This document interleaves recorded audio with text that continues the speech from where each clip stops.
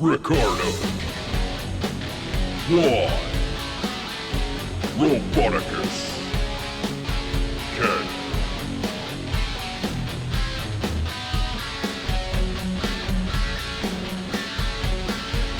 Was Roboticus successful in infecting himself with the werewolf disease? Make a medicine check.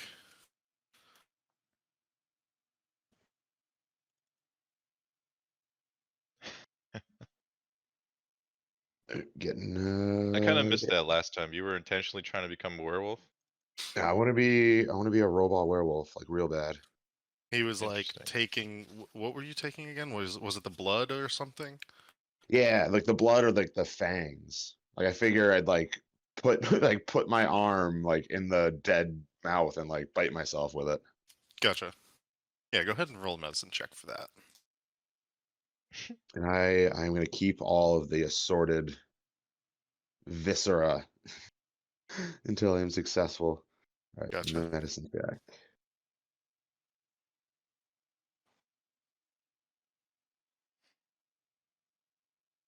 Yes, 19. Okay. You attempt to do this.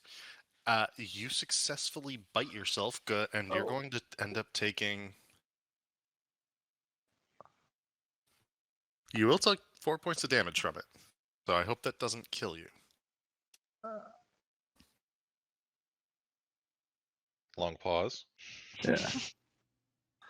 I'm good. I still I had some temp HP. So that just ate some of the temp HP. Gotcha. Go ahead and make a Constitution saving throw. Ooh. Damn. Is the Constitution saving throw to see if I think you need to fail if it. I'm infected? Yeah, I think you need to fail it. You don't know. You do begin to feel a little ill. If you want to rest, Let loose and fight- let it take control. Yeah. yeah, exactly. Like if you want to like try to fight it off, you can try to fight it off. I do not. I want to embrace the wolf. Oh my Okay. God. Yeah. And howl. The only thing that happens, so you do not become infected with lycanthropy, but you do end up failing to take a long rest appropriately, and instead of gaining a full point of exhaustion, you gain 2 full points of exhaustion. The wound is also infected, which is going to cause its own issues. In your case, your metal is Rusted. heavily corroded in this place. Yeah. I'm also what am I? I'm immune to disease. Oh, well, come on. Well, then, never mind about that. You only take 1 point of exhaustion because you don't end up taking a long rest. So I don't need to eat, drink, breathe, or sleep, and I am immune to disease and resistant to poison and advantage on saving throws against poison. Gotcha. Do we see him doing this? Or is, like taking a dead werewolf and biting himself with it? I'm trying to be a werewolf, a wererobot. How stealthy are you doing this? I'm not trying to be stealthy at all. Okay. I'm also curious, what's your intelligence? He's our smart guy. Oh shit. Yeah. So he's a smart person with just a Yeah. white memory, basically. Yeah, Roboticus, what are you doing? Oh, it seems like these werewolves had some some advantages in battle. I want to see if I can integrate it into my systems to improve my battle. So you're trying to become a werewolf. I'm trying to download a software update from the werewolves. All right. Well, just keep in mind there is a full moon in like a few days or something. I think I forget how long the timeline is, but I believe it's 1 day. Yeah, so we got this full moon coming up pretty soon, and we're going into a big city. Like I think we're heading to like the big city. So just try not to wolf out in the middle of a city. You guys, can clearly handle a werewolf or two. I have faith that the party will be able to handle whatever kind of robot werewolf thing happens if I go crazy. Okay. Well, all right. For the rest of you, if you have not already done so, you may take a long rest. Oh, Sorry. So what happens with certainly. my long rest? What what did I miss out on? So what you can do instead is take a short rest to heal up if you have hit die available, but you will not replenish any hit die and gain any other benefits of a long rest. Okay.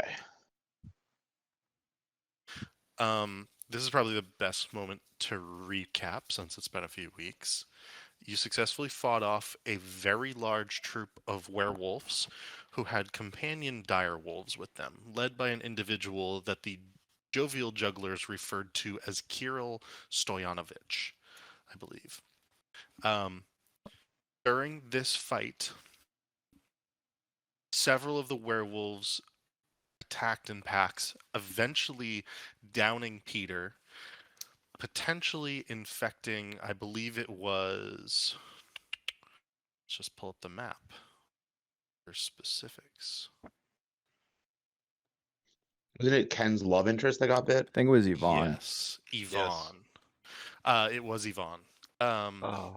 She was bit by one of the werewolves, and eventually you were able to successfully dispatch all of the wolves. And Eliza, who is the sister of Peter and Aragol, came trapezing back to the group, wine bottle in hand that she had taken from the carriage and begun to run away with. You successfully killed Kirill Stoyanovich. His bow, if you so wished, you could try to use it. It effectively fires javelins as arrows, and you require I believe it was either a 20, I think it was a 22 strength to be able to use it.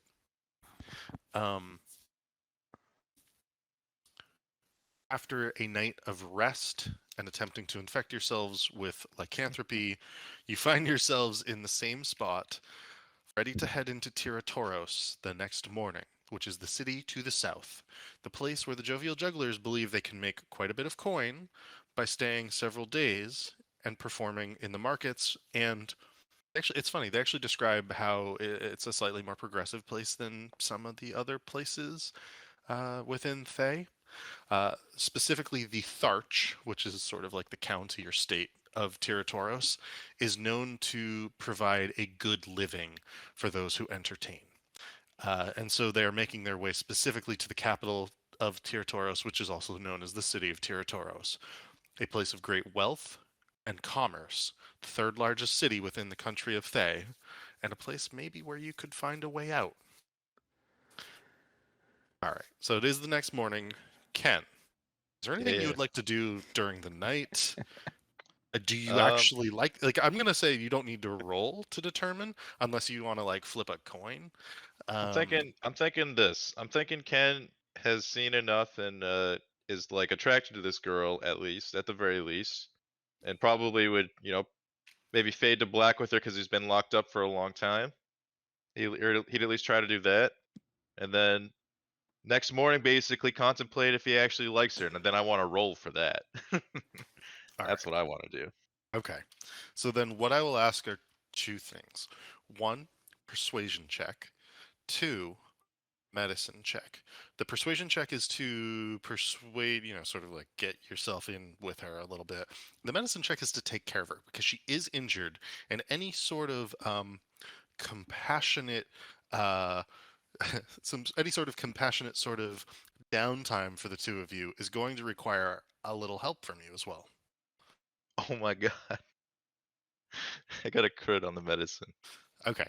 So not only do you immediately go to her after the end of battle and assist her, you begin patching up her wounds, and you can see the eyes that she begins to give you are something more than just the flirty, I'm interested eyes beforehand. It could be something deeper, and she is a little smitten. You spend the night with her, a little bit of ways from the rest of everyone else, hopefully, and wake up in the morning feeling a little more refreshed than you have since before jail. Oh yeah. Ken stretches and feels alive for the first time in years. Let's see. I want to roll to see how hot this spark is gonna burn between these two. Ah, Go jeez. for it. I'm gonna Roll- say she Roll gets either a charisma or a wisdom check. charisma or wisdom check.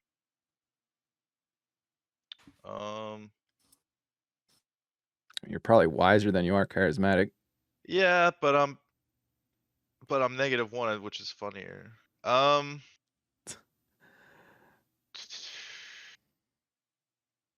Yeah, whatever. I'll give him the +1. Okay. All right, good. That's what I like. That's like mid-range basically. Gotcha. Ken is not a simp. Thank God. uh, she's a nice woman. She's a kind woman. She's a talented woman, both in terms of her ability to use the daggers that she holds at her sides, as well as her ability to entertain folk in market squares. She's just probably not the woman for you. Ken thinks to himself, What's, this broad ain't my type. She's hot though. There's Ken there. His inner thoughts. All right. Is there anything else Yeah. anyone would like to do before? I got a Uh, question, I think. Yeah. On the guy with the bow, the big bow. Did he have 22 strength, or did he have some sort of item that made him stronger? Make a history check. Because you are searching your memory to see if you could think of something he might have had on him that stood out. 12. You don't remember seeing an item on his person during combat. You're a relatively perceptive individual. I believe your passive perception is pretty high. Is that right? 19. Yeah. You don't think you saw anything that could have been a magical item, some sort of belt of strength or bracers of strength.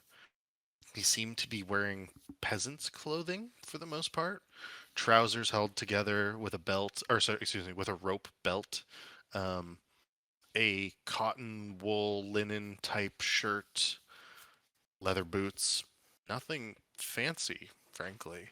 And the fact that he had a quiver filled with javelins with which he was able to fire through an enormous bow makes you suspect that he either has the strength laden within himself to do so, which is disturbing considering this bow looks like as if it were made for a giant, or there's something special about this individual inherently. All right. How many javelins did he have in his javelin quiver? I believe he fired off like 5 or 6, and that was all he had. Okay. I guess we should throw his giant bow thing in the wagon house. Okay. Sounds like it'd be too big for like a backpack. So Yeah, it's pretty enormous. It's like 6 feet tall. There wasn't anything special about it, though, right? Nope, it was a mundane item. I believe you attempted to identify it, and it came back just as like it's the bow made for a giant, effectively. all right. And then the only other thing Juan had was he will need to first address the group once we all wake up. Okay. Yeah. Look, fellas, I would say that was a really good fight last night. We really Ken takes a knee. yeah, we really stuck it to those wolves. I'm really proud of you guys.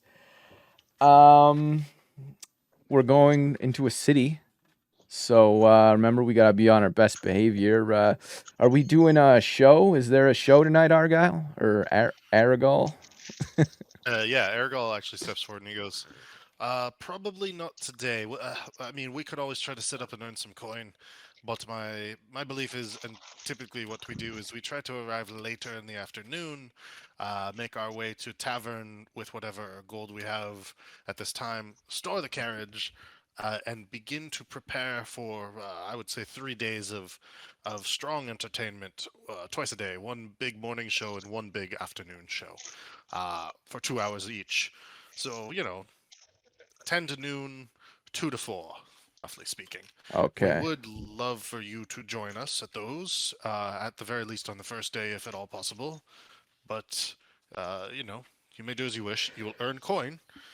And, clearly we all enjoy each other's company. And he gives Ken a wink. Ken just grins. Well, how's everybody feeling? I know we have some. I saw some people were getting ganged on by the werewolves. Is everybody a bit? You guys feeling good? Ken You- flexes. Back in He's fighting like, shape. I feel better than ever. Yvonne steps forward and she actually says, "If you are wondering about my injuries, there's Uh-huh. no problem." And she actually begins to unwrap, and she shows you her arm where she was bit, where she was potentially infected. Ken did such a good job with his medicine check, and on top of her Constitution saving throws, she comes out okay. She is not infected with lycanthropy at this time, so far as everyone knows. So far as everyone knows. Okay, and what about She might just be be rolling well enough to delay it. do we know that Peter got bit or? You Is that- don't know if Peter got bit or not. He Okay. is heavily mauled for the most part. In fact, he's covered in bandages across his arms and legs and torso in particular. He may not be able to perform to his fullest. Okay. Well, we do got that full moon coming up. So anybody not feeling too hot, make sure you don't go crazy. But yeah, that was a really good fight last night. I'm looking forward to leaving this country with you guys. And let's have a good show whenever it is we do that stuff. And I hope you all feel very inspired after the speech. Just as a side note, Aragol steps forward and he puts his hand on your shoulder and he goes, "We owe you all. We owe you everything. Yes. We owe you so much more than you understand." And he looks across at all of you, but you all get whatever Yeah. bonus. And Aragol, we will need to have a chat on our way into town. I have some questions for you. Hold on. When you put your hand on Juan's shoulder, Ken goes up and puts his hand on his shoulder. He's like, "You're welcome." And then just walks away. But he thinks it's like a custom what he's doing, putting his hand on his shoulder or whatever. And yeah, so everybody gets 8 temp HP, I think. Yes. Level Nice. 6. Yeah. Is that just the group or the jovial jugglers as well? Yeah, I'll give it to Peter and Yvonne again. Okay. They got attacked pretty heavily, and yeah. Understood. All right. Would you guys like to hit the road at this point? Sure. Let's do it. Yep. Okay.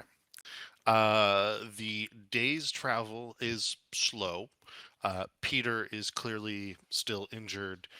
In mechanical terms, he has taken a bit of poisonous disease from the werewolves, but is not infected with lycanthropy so far as you know as well. He is exhausted. And though the travel is slow, the group seems to be in good spirits. Aragol says to whoever is around or listening that they have fended off Kirill Stoyanovich once, but they had never killed him. And the fact that you slayed him makes them suspect you returned him to the mists. And in fact, just as a memory jog, you did see his body dissipate into nothing, as if it turned into liquid, some sort of vapor or gas, and just disappear. And so Aragol seems immensely pleased with the occurrence of the previous evening. Evergol, what do you mean return to the Yeah. mists? Yeah, Ken What looks is- he looks puzzled. He's like, "Was he not a man?" Aragol and Peter kind of give each other dark looks, and they go, "He was a man. He was a werewolf. He was a Barovian. But the mists are all-encompassing, and if you ever find yourself lost in the fog and passing two enormous stone statues with the kings of Barovia written at their feet, turn back if you can.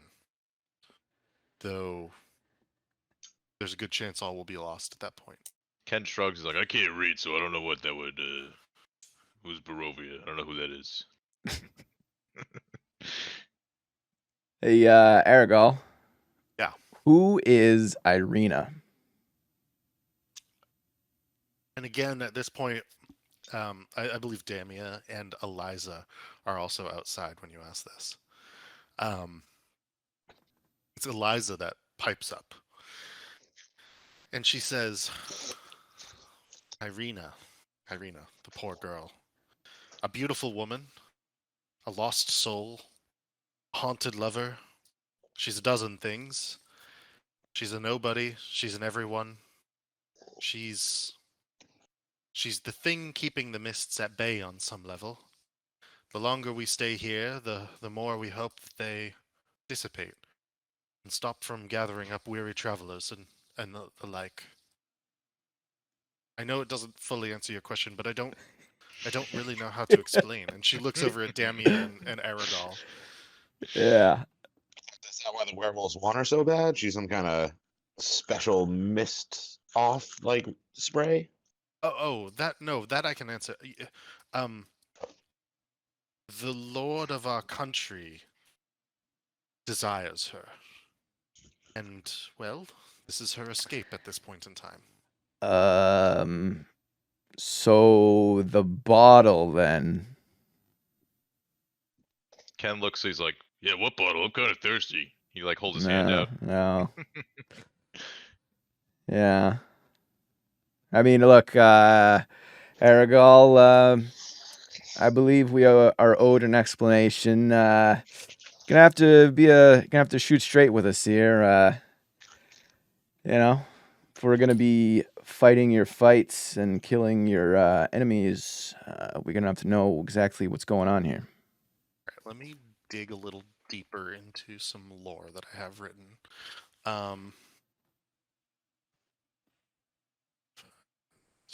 Ken's like, aren't they paying us to not ask questions?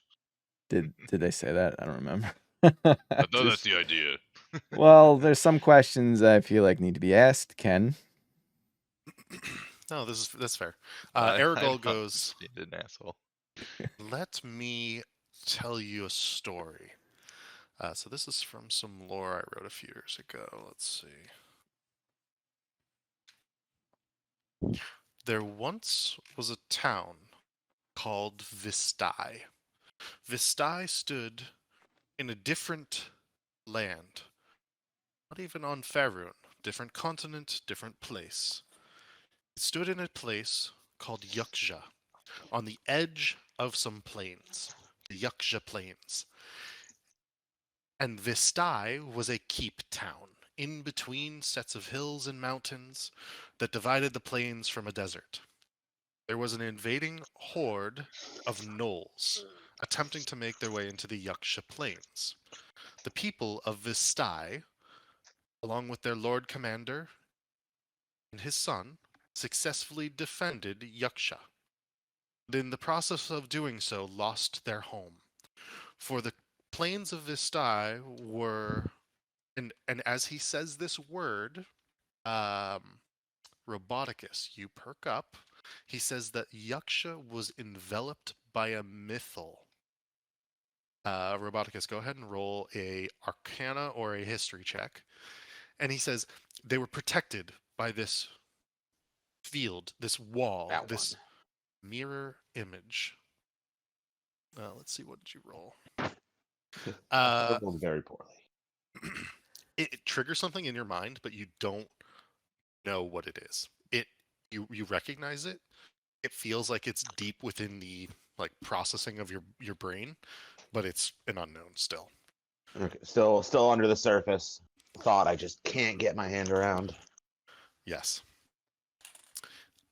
He continues on with the story of the people of Vistai, how they left with whatever they could from their town, and ventured forth into the world surrounding Yaksha, never to return home to the Yaksha plains, because in the process of defending their homeland, they became outcasts. Because of this, they began to call themselves the Vistani, the people of the town of Vistai. And the Vistani traveled forth in their wagons evermore, until their Lord Commander's son, after the passing of their Lord Commander, was able to successfully find them a homeland, Barovia. And so they settled in this place. This was countless generations ago. The land, however, turned dark, and things changed over the course of the generations. And so now, the only people who can come and go from the mists, the land of Barovia that is stuck in a different time and place, are the Vistani, these individuals before you. So they're like Oh, from a different world almost. okay. A little bit. Is there a lot of money in Barovia? And there's a sadness that crosses their faces, and they say, it is a beautiful land. It could and should be a prosperous place. But the darkness that has hold on the land ensures it is poverty-stricken and depressed and awful. Hmm.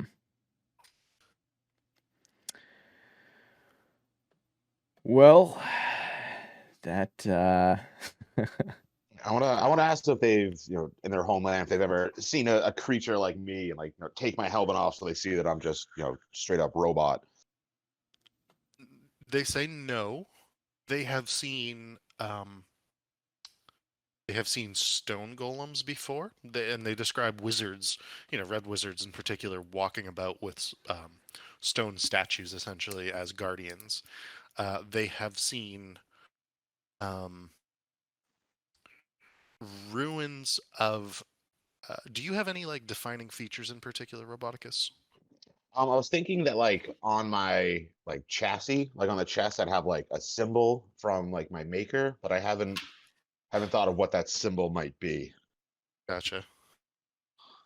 Maker's mark. They do point at the symbol, and they say that they believe they recognize that. Huh.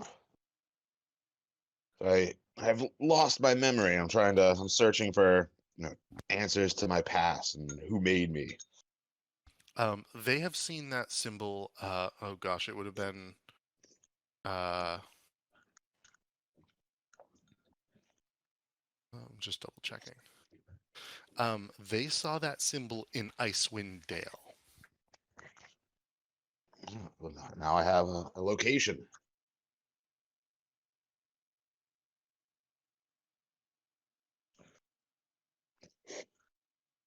so they come from a place that only they can get to. That's like, is that That is right. Yeah. okay? So if we want to go there, we need like an invitation. They could bring you. Yeah, but yeah, that is the idea. Yeah. They have, and Aragal makes it very plainly clear, regardless of your plight, regardless of your need, they will never go back to Barovia unless they are forcibly taken back. Okay. Doesn't sound like there's much in Barovia worth going to check out. Yeah, it either. doesn't sound like a vacation destination. Yeah, place sounds lame. Well, I bet they don't even have I'm roller sure there's coasters. some great quests there, but as far as just showing up and well, yeah. So, quick question as an aside: does anybody have like any inkling of what Barovia is? No idea. No. All right, that's very sweet. Is it like a Do they speak well-known like Celestial D&D there? place? It is a very well-known D&D place. It is one of the possible things that we will play through. We can talk that through later. Yeah. All Sounds right. like it's a setup. Oh, is that where it's in the It's a fog? Is that where the setup, vampire lives? setup. Yeah.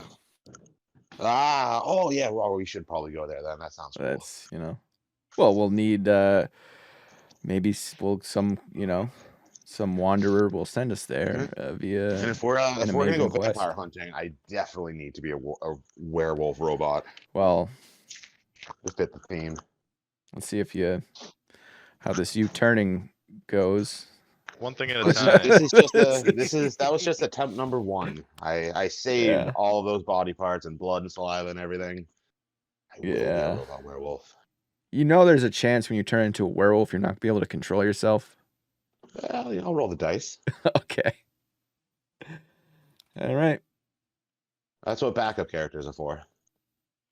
Is there anything else you wanted to ask Aragol at all, Juan? That's pretty much, yeah. I just remembered that guy yelled for Irina, so I was like, well, maybe Irina's probably something I should ask him.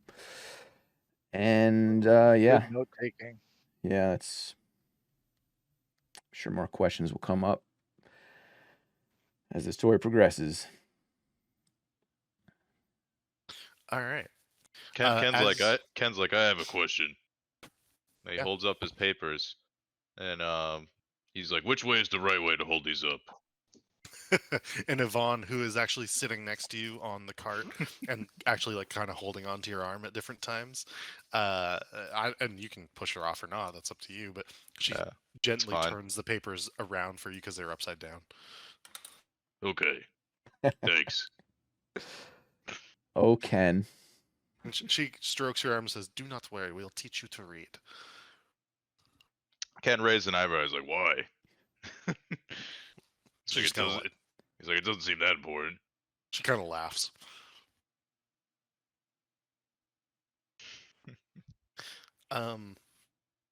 Is there anything else anybody would like to do while on the road?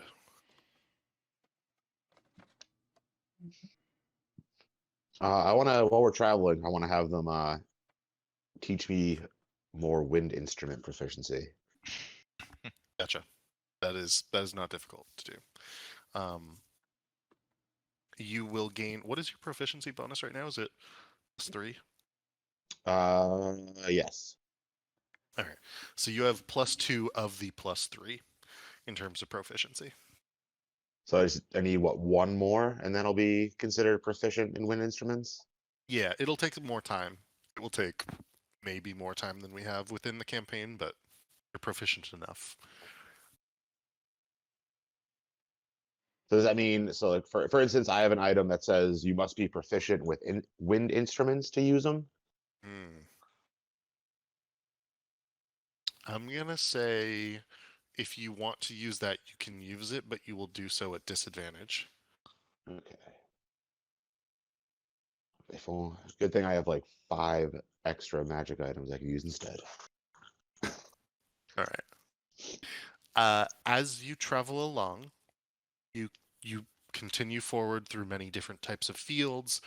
There are 1 or 2 carts ahead of you at certain junctions. You pass farmers on their way into the city as well. You pass vegetable fields, fruit orchards, significant crops of grain. You see threshing sort of windmills in the distance grinding the grain. You can see sacks of flour being brought into the city on some of the carts.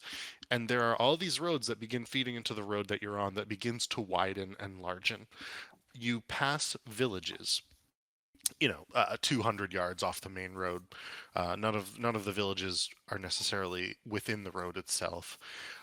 You see signs, the freshest Bazador, and there's like a bottle of liqueur of some sort with a black liquid on the inside and a smiling Thayan as he holds the bottle. It's like a big old billboard. Sweet Jack Black Bazador for the thirsty. You can see that the wagons stop at toll booths, and you have to go through 3 of them as you begin to enter the town. You pay a silver each time with a flick of the coin. Aragol in particular seems to be quite practiced as he tosses the coin to the toll booth and they let him by. There are no issues. The Tiratorans might glance at you, an odd troop of individuals nonetheless, and yet not so odd in these realms to be stopped by any of the knights along the roads. In fact, you see a member of the Probity Corps on his way north, walks by, gives you a glance, and then just keeps going. Nobody bothers you. Nobody says anything. A child does run up to the cart at one point. You can see that this child is with one of the other carts going along the road towards the south into the town, and he asks Aragol, "Are you performers going to town?" And Aragol gives him a nod and says, "Come to the market, lad. You'll see quite the show."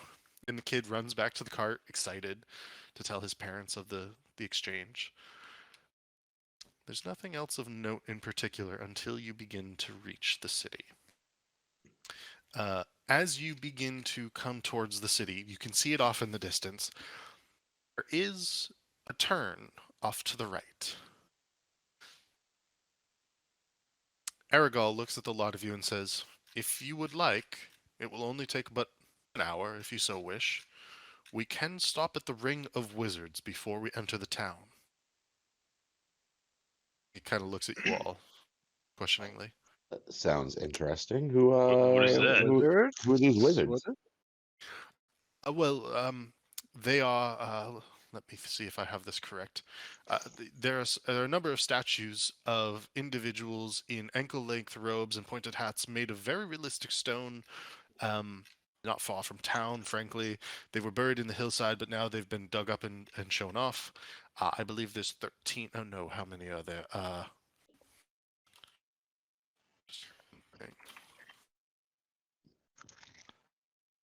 There's 8 of them in a circle. No, there's 9 in a circle. They say things. They sometimes provide interesting tidbits. We might be able to hear one of them say something. It could be worth it. They're an interesting sight before we enter town. It doesn't add that much time, but we can skip ahead if you would like. It's not too out of the way. Might as well stop. Oh, well then, let's go forward. And he takes the road to the right. You continue on, sort of beginning to skirt around the edge of town. It looks like maybe you were going to head into the north gate since you were headed south. And instead, you probably are going to be entering the west gate as you turn to the right to go around the edge of town. An hour and a half of travel later, you come across a dip in the road that you begin to descend, and Aragol pulls the cart off to the side. And as you do so, you begin to see a group of folk down in what would be a bit of a glen or a glade, surrounded by trees, upon which are a ring of, I want to say like 7.5 foot tall wizards, made entirely of stone. You do see at least one individual in deep, dark, blood-red robes, and at least one individual of the Probity Corps as well down there, their badge shining brightly upon their chest.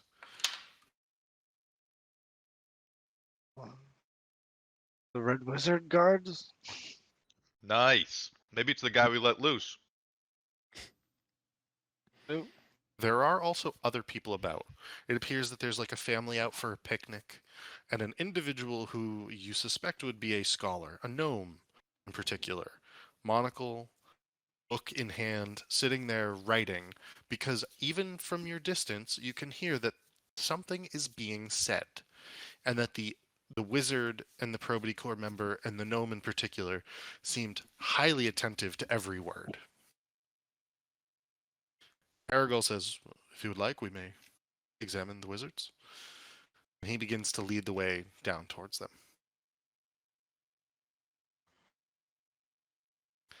As you reach the circle, you get a glance from the other individuals in the area, and then they pay you no more mind. And as you come close to the circle before entering it, you hear from one of the wizards, he sort of lights up as it says this: "The third spell shall reveal all." The dialect is clipped. There's something sort of foreign about it, as if an accent is still being pushed through the stone. Roboticus, can you please roll an Arcana check? Or actually, sorry, a history check.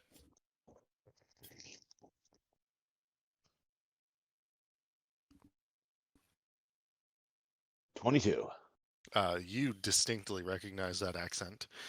It would be from your home city, in particular, and you know it to be Netherese in general. You also look at the dress and fashion of these wizards. It is distinctly Netherese, a little old, probably 50 to 100 years old, not that far out of the trends of the day, considering the ages of individuals were vastly different during the time of wonders in which you lived.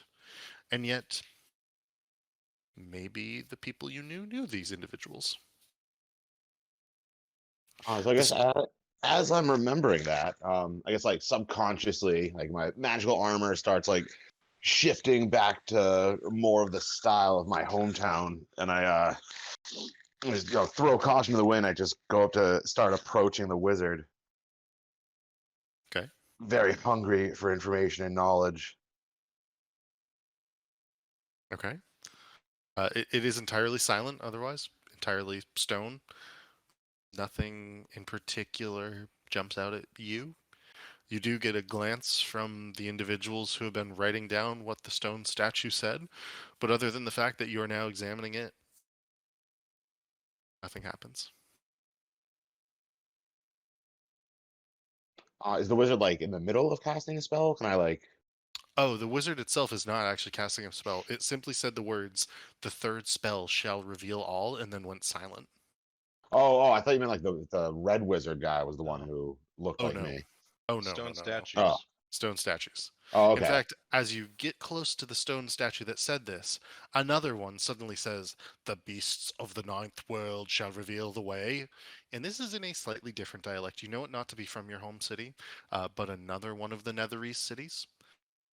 Again, the moment after it says this, you hear scribbling from the gnome, and the probity core individual, and the Thayan wizard, the red wizard. But otherwise, nobody really says anything or pays you any mind. You two, what do you know of these stone statues? Who made these? Who Who are put these you up? asking this of? The I guess the wizard and the gnome, the people like scribbling stuff. They look up sharply at you and say, "Traveler, I know not who you are, but clearly you know not the boundaries of this culture. Your only warning is this. Do not interrupt our business." And this is directly from the probity core member. "You have leave to go. Stay if you wish, but do not disturb us again." And as he says this, one of the other statues that had yet to say anything says, "10 and 6 poisons shall fail, but one more shall transform but not slay." And you can see all three of them again begin scribbling feverishly. So I'll very grumpily take a seat like off to the side and watch them and listen to see if the statues say anything else while I wait for the rest of the party to catch up. Okay. As you do so and you sit there and watch the scene, another individual begins to walk down towards the lot of you. There's another red wizard. As you also as you sit off to the side, you notice this red wizard also has a book, quill, and ink in hand, a contraption around their neck that holds these against their chest so that they're able to walk and write simultaneously. And as they appear by, they begin to say, "What say you, damn it?" Or what say you? Let me see the name of this. Give me 2 seconds.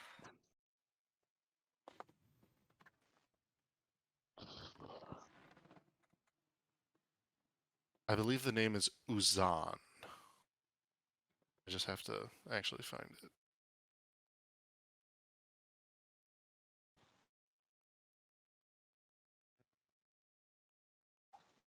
Yes, the name would be Uzan.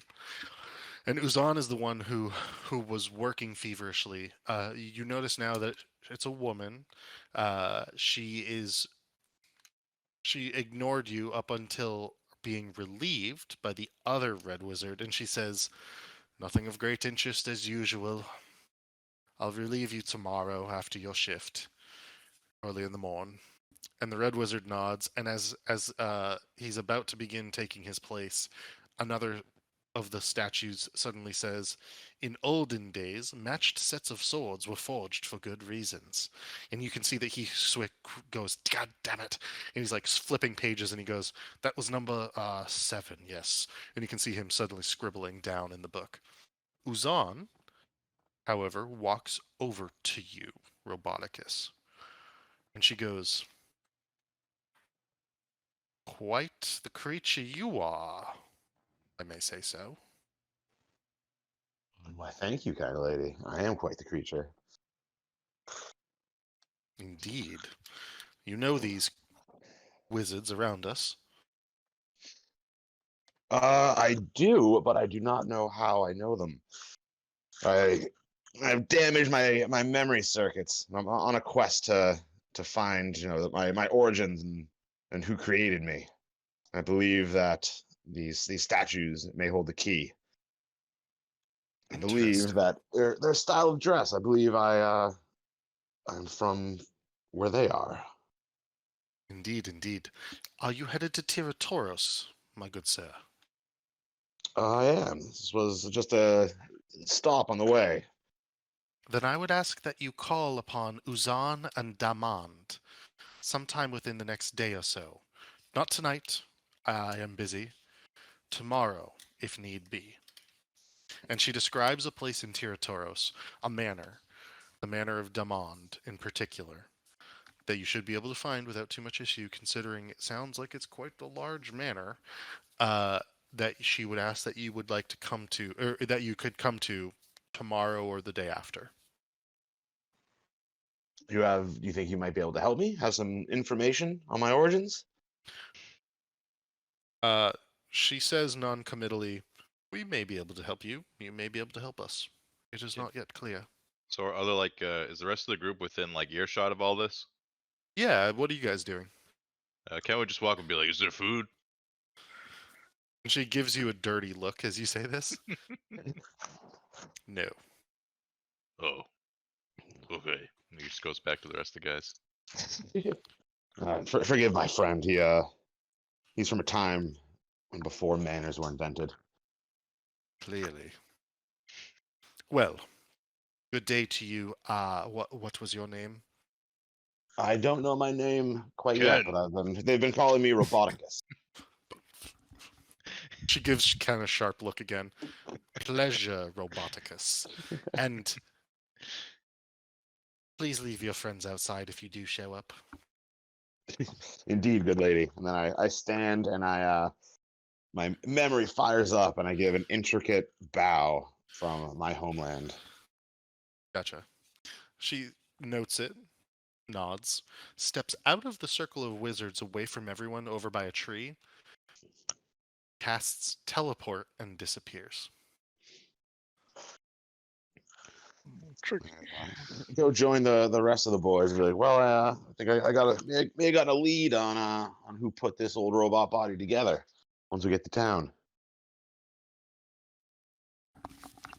Aragol goes, "Well, then this was not a wasted trip at all, was it?" Sort of pats you on the back and goes, "Oh, my hand," as he like smacks the metal. Well, all right, boys. Should we continue to town? Yeah. Let's do it. What was that lady's problem? As you begin to head away from the 9 wizards in the circle, one of them suddenly shouts out in a much louder voice than any of you were expecting, "Trust only the silent mage." All of the individuals suddenly look over at that statue, scribble it down, and continue their watch. As you ascend back up out of the little glen or glade, back to the cart, go ahead and have your conversation and make your way into town.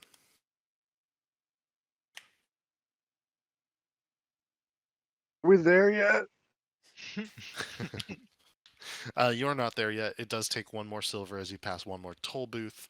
Aragorn, with a flick of the wrist, tosses the coin, flips end over end, and the guy catches it in his booth. And you make your way to town. Before entering, you pull off to the side, and Damia heads into town. After roughly 20 minutes, she comes back with news, saying that she believes that she has secured rooms and board for the cart and horses at, let me give you the correct name of this. The Hilton. Talathon, Talora's Fond on Askadam Street, and I will give you that in just a moment. I'll just put that in the Alright, chat. so we've got a place to stay. Yes. So this is the tavern, and that is the street. And she says, "Come, come. There are quite a number of Probity Corps members around. A lot, I would say triple the number as usual." And Aragorn looks at her sharply and says, "Triple? My dear, that is quite a number. Well, best keep our heads down, folks. We'll perform. Maybe we'll only stay 2 days. Be quick with our business in town."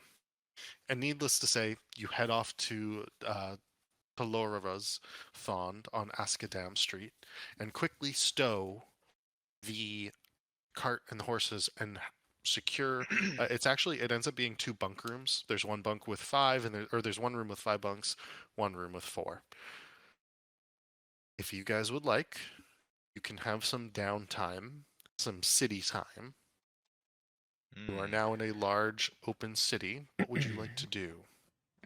A roboticus. up, How many of those how many empty vials do you have?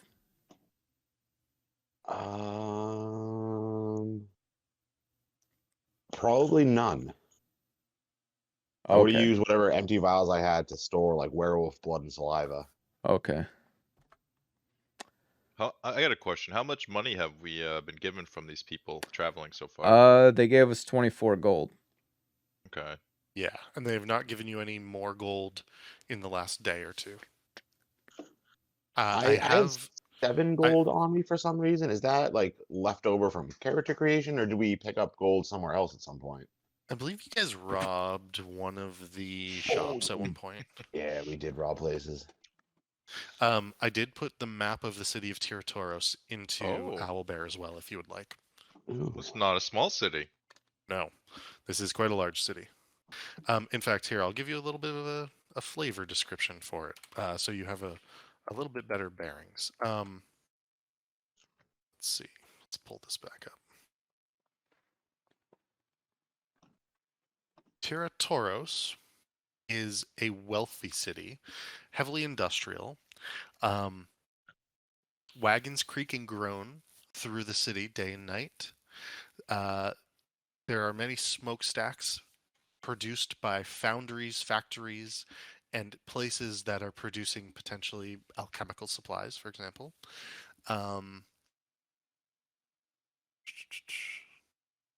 see.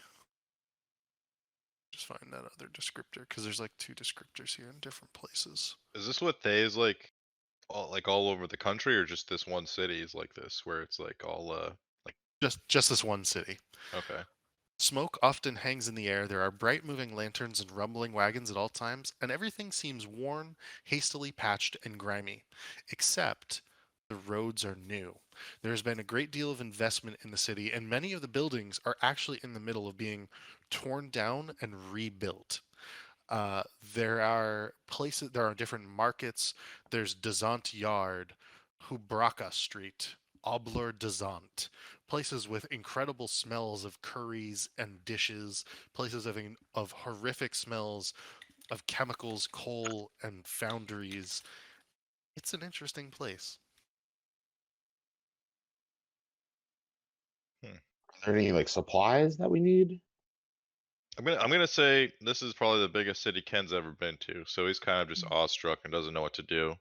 And he's gonna follow you guys' lead.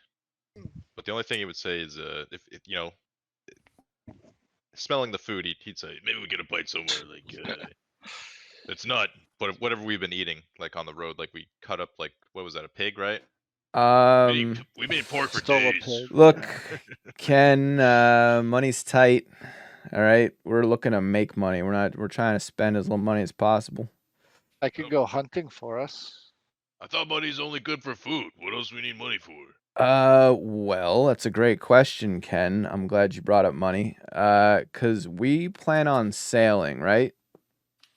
Yeah. Ken At some shrugs. point, getting out here We by gotta get boat. home. Maybe we want to leave, So- right? So yeah.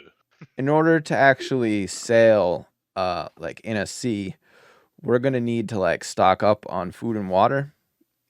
Because you That's what know money's for.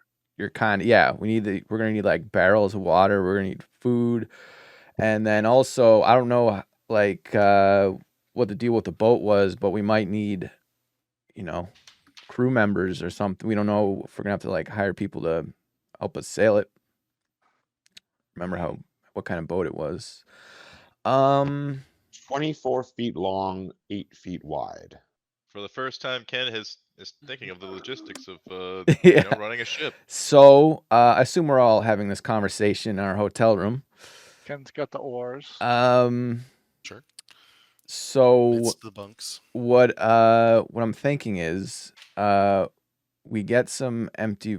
Well, first we're gonna need empty vials just so we can like everybody can have one of these vials of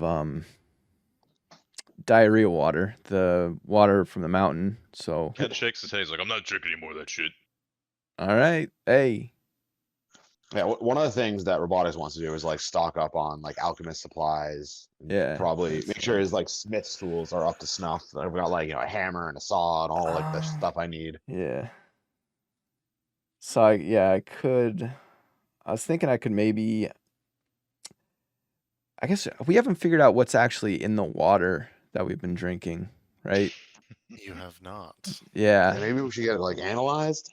yeah. We figured that out. But also, I was thinking maybe I could go to a shop, right? Say I go to a shop, I take a vial, and I try to sell it to a guy as some kind of amazing like health elixir or something, and then tell him there's a lot more where that came from that I can get him shipped to in like a month because we're not going to be here in a month, and if for a down payment, maybe puts a down payment on a big shipment of this fancy water that I got. Oh. And Ken just looks up and he looks confused. That was a lot of words. Whatever you say, man. look, I'm going to I feel like scam that him, would get us Ken. caught. Look, it's called a scam, Ken. I'm going to scam the shopkeeper. If you need some muscle, I'll stand Yeah. behind you. Okay. Ken flexes. Any He's like, scams yeah, should be like I on the can handle last that. day on our way Okay. out. All right, I'm just letting you guys know the scam is in the works. So if you see me lying, I will be telling people my name is Ted. So if you see me telling people my name is Ted, don't be alarmed. Ken snaps. Oh yeah, that's right. That's Yeah, what you said before. It's my papers. Yeah, my papers say my name is Ted Logan. As far as people are concerned here, I'm a traveling merchant. Ken's like, what? Why do you want to be a different person? Change your name. What does it matter? I don't get it. Cause we're in Thay, Ken. We're wanted. We're escaped prisoners. Fugitives of the law. What, Ken still looks Ken? confused. He's like, I mean, does anybody know we're gone? Really? That place looked like it got destroyed. I think we're fine, man. I'm pretty sure we started a civil war. Like, I mean, but if we leave the country, who cares? Am I right? yeah, we're definitely leaving the country. But then, you know what? Don't we care who wins though?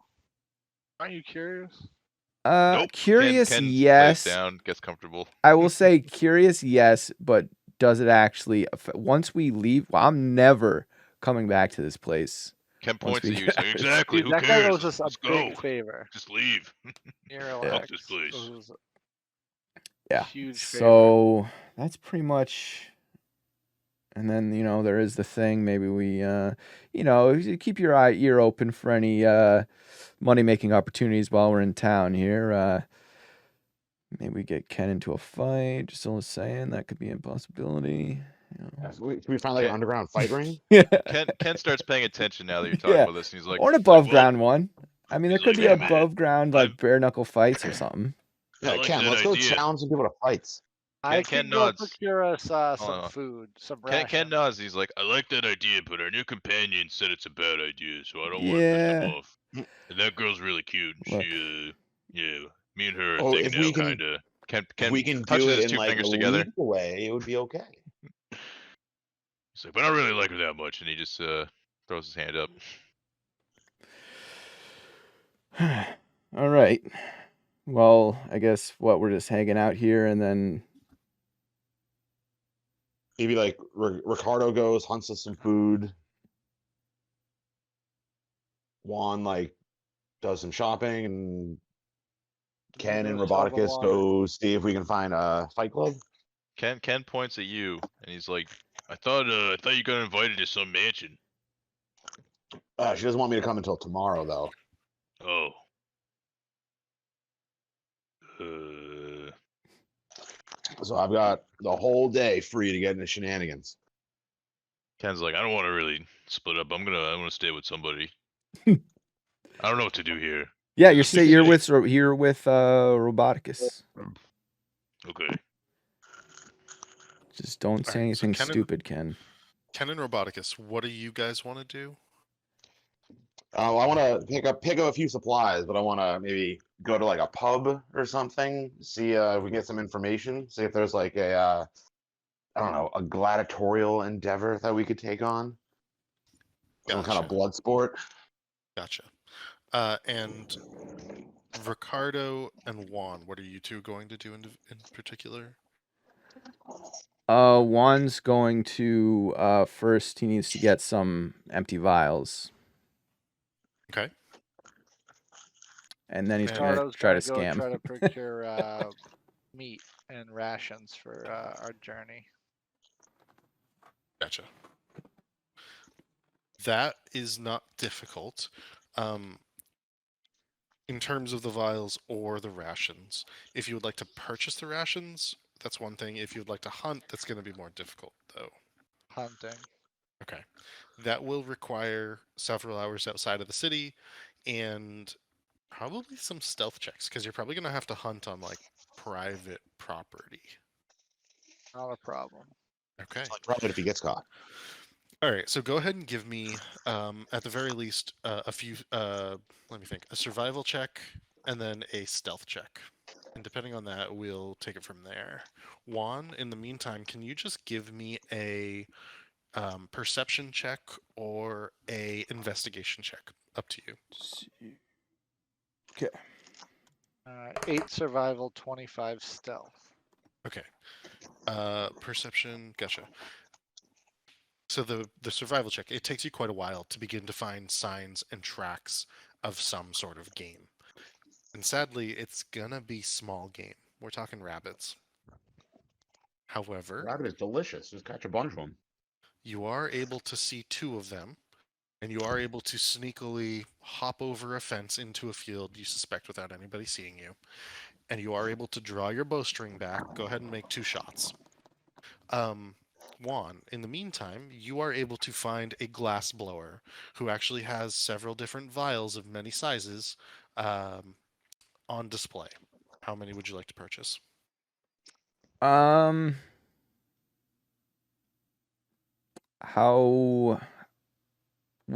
So the vials I'm looking for are just ones that I could that would like a healing potion go into that I can fit some of the water. mountain water Gotcha. in. And as far as how many, I don't know what the cost would be, but I only have like gold coins, so one You gold should get coin. fancy ones. So I'm you gonna can say sell of- them for more. The vial is going to cost. I want to say, actually, you know what? It might actually be in D&D Beyond. Give me a moment. Yes. It can hold 4 ounces of liquid. It is 1 gold piece. So 1 gold piece per vial. Okay. And you could buy up to 7 of them if you wished. I'll take 3. All right. So 3. Done and done. Okay.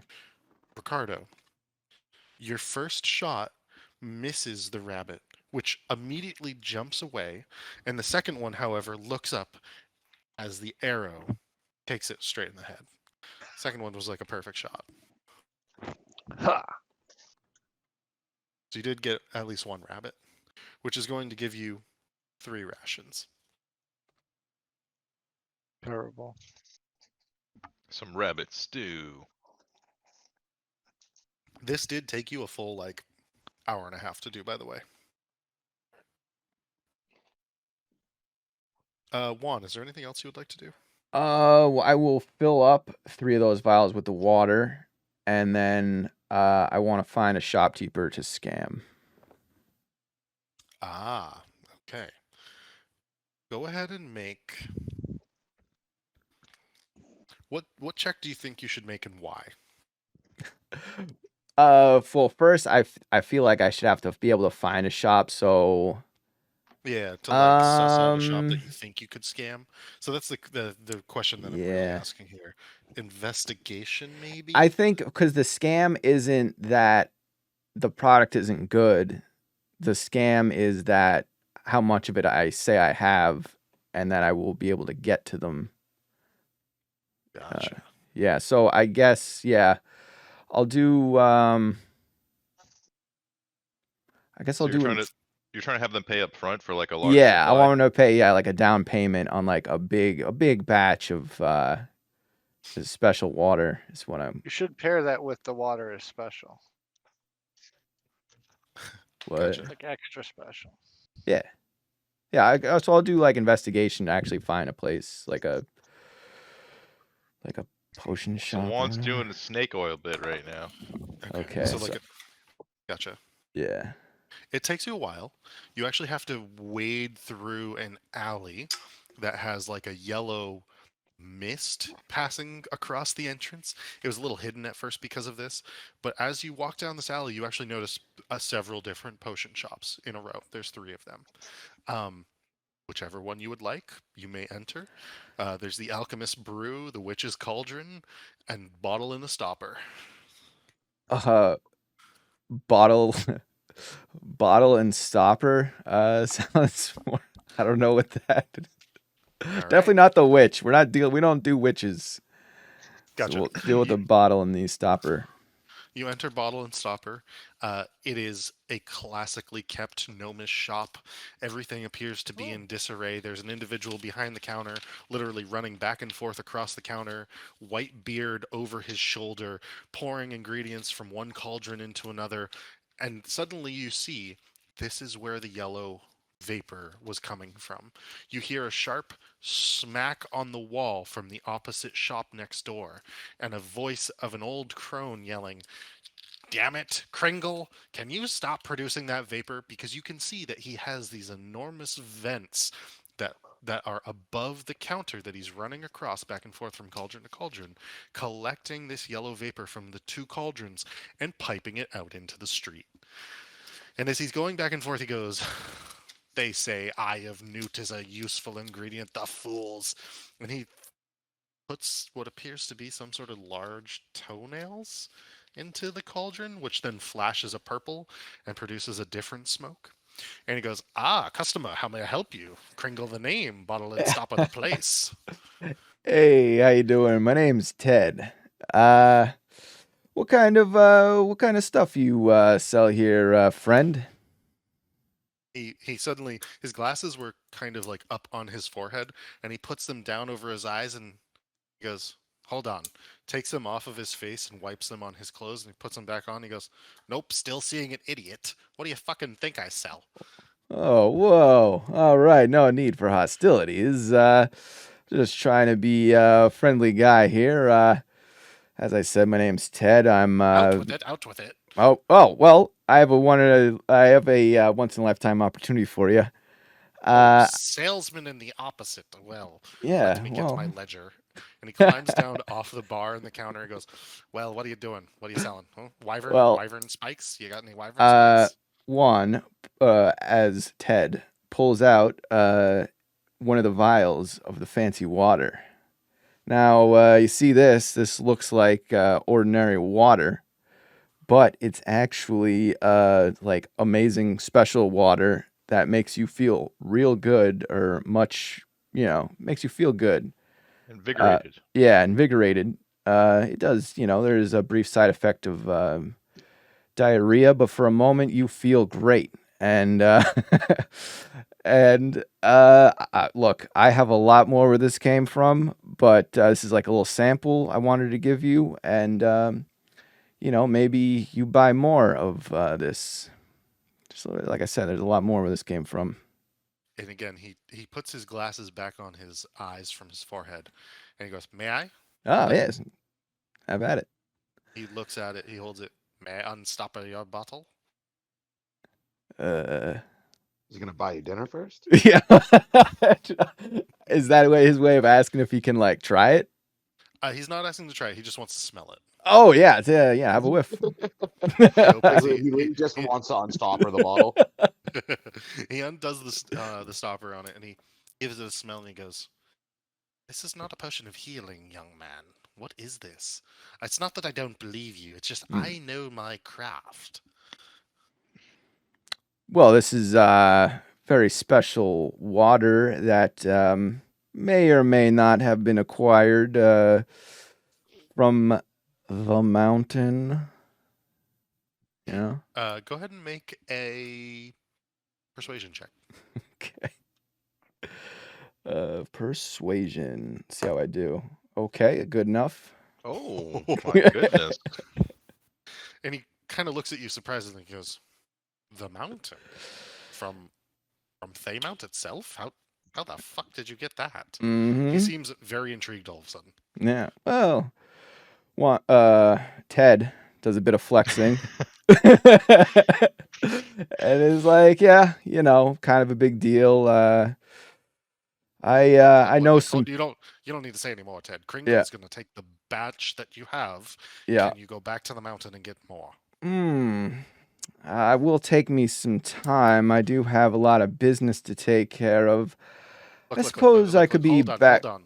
Yeah. Here's 100 gold to start your expedition tomorrow. I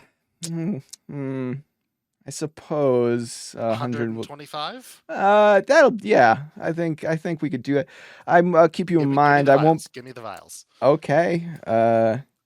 Ted hands over all the vials, takes his 125 gold. He doesn't let him know. I probably won't be back around this way but it'll be about a few weeks probably. But understandable. Yeah, absolutely. Yeah, right. Yes. Okay. And you can see him holding the vials up to the light at least at this point, and he goes, I think, oh yes, oh, that will do very well.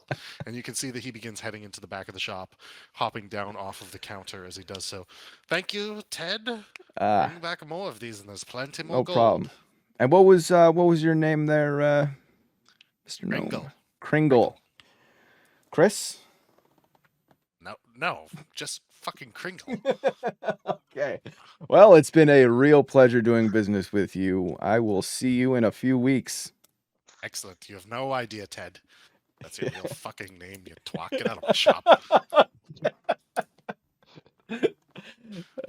Great. And so you leave, and do you head back to the tavern with everyone else? Yeah, I head back. All right. Let's see. The other two. Ken, Roboticus, what would you like to be doing? Ken is tagging along, whatever Roboticus is doing. I guess like quick shopping trip to grab some more like empty vials and make sure I have enough like smithing tools. Somebody when we robbed that store, I stole smith's tools, but I just want to make sure that I've got all the tools that I need. Yeah, you with a little bit of investigation and a little bit of time in the city watching smiths at foundries or at um, at blacksmith shops, you can tell that you believe that you have enough tools to be able to do, at the very least, a rudimentary job, if not a half decent job. Then I guess I'll buy a few more empty vials. 'Cause all mine are full. Gotcha. 1 gold piece each. I'll buy 3 more. So I have 7 total now. All right. And then turn to Ken and be like, well, should we go to the pub? See what kind of see what kind of trouble we can rustle up? Ken Shakes his head. He's like, we're not supposed to be making trouble. Well, it's only trouble if it's against the rules. We'll find something within the rules that we can do. Ken kind of shrugs. He's like, all right, we can do that. Yeah, we'll check it out. We'll see. If nothing shows up, we'll go back to the pub. We'll go back to the tavern. Meet up with the boys. All right. What type of establishment would you happen to be looking for? A shady one. A shady one. All right. Go ahead and make an investigation check. Ooh, 9. All right. It's going to take a while. You pass multiple different places along the way. You first find the Happy Horned Dragon, which looks like a tavern, but then as you glance inside, it appears to be a noisy Bring the Family barn on multiple levels with inner balconies. You can see that there's kids throwing pies from the top down onto people in the bottom, and the people in the bottom are laughing as they eat the pie off their face. You pass the Mulsim's Bower, and that would be as on we pass the first place, Ken's like, I want to go there. I'm hungry. Roboticus. Do you? Oh, You guys I gonna was go gonna say, I was thinking the same thing. I see pies flying down. Like Roboticus doesn't eat, but like, yeah, Ken, go do a lap. All Just right. one. You enter the Happy Horn Dragon on Nulvirn Lane, and as you do so, there is a busty bar wench who seats you at what would be one end of effectively a picnic table on the second floor of the 4 stories. You are swiftly brought a menu, and actually most of the meals are pie. The food here in Thay that they are making, let me just actually, there's images for this from this book that I have, so let me pull it up. The food that they are making is heavily spiced and intriguing. Not spicy, but just immaculately put together with strong flavors. Where did that go? We're talking vegetables, meat, and many other things that would be delectable in a certain number of ways. So let me just add this. This is an actual screenshot from like the book that we're sort of playing off of. This would be one of the items on the menu. Dardron, a chicken stew with barley, carrots, and olives. And in particular, they have a meat pie version of this. There's also a number of different dishes, effectively curries, like beef bourguignon sort of meals, but inside like dumplings. An interesting array of food.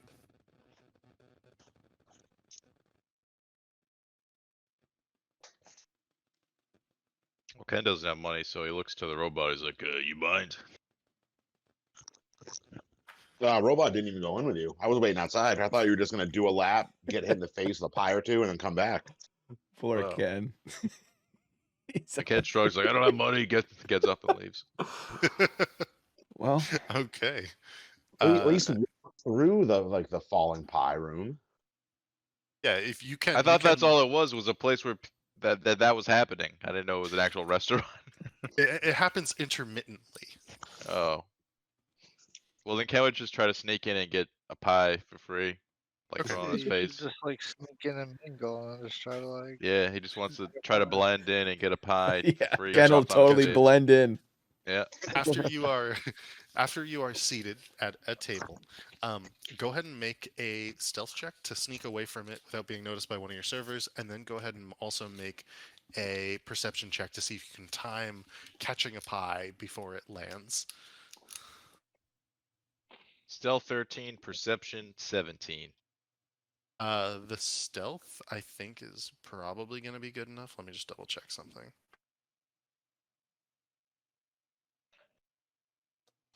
Let me just do this at disadvantage. She's got a minus. Wow. It was a 14 because she has a -2 for the perception check right now, having to deal with so many tables. So she does notice you walking away and says, "Oh, okay. The bathrooms are over there, dear," and she like points you in the opposite direction. Ken ignores and just keeps going. Oh, okay. As you will. And then the 17 is more than good enough to time grabbing a pie. She does notice you doing this, however, and she goes, You need to pay for that." Ken clicks his heels and runs away. Oh, no. Gotcha. And I assume that you're taking the dash action. Yes.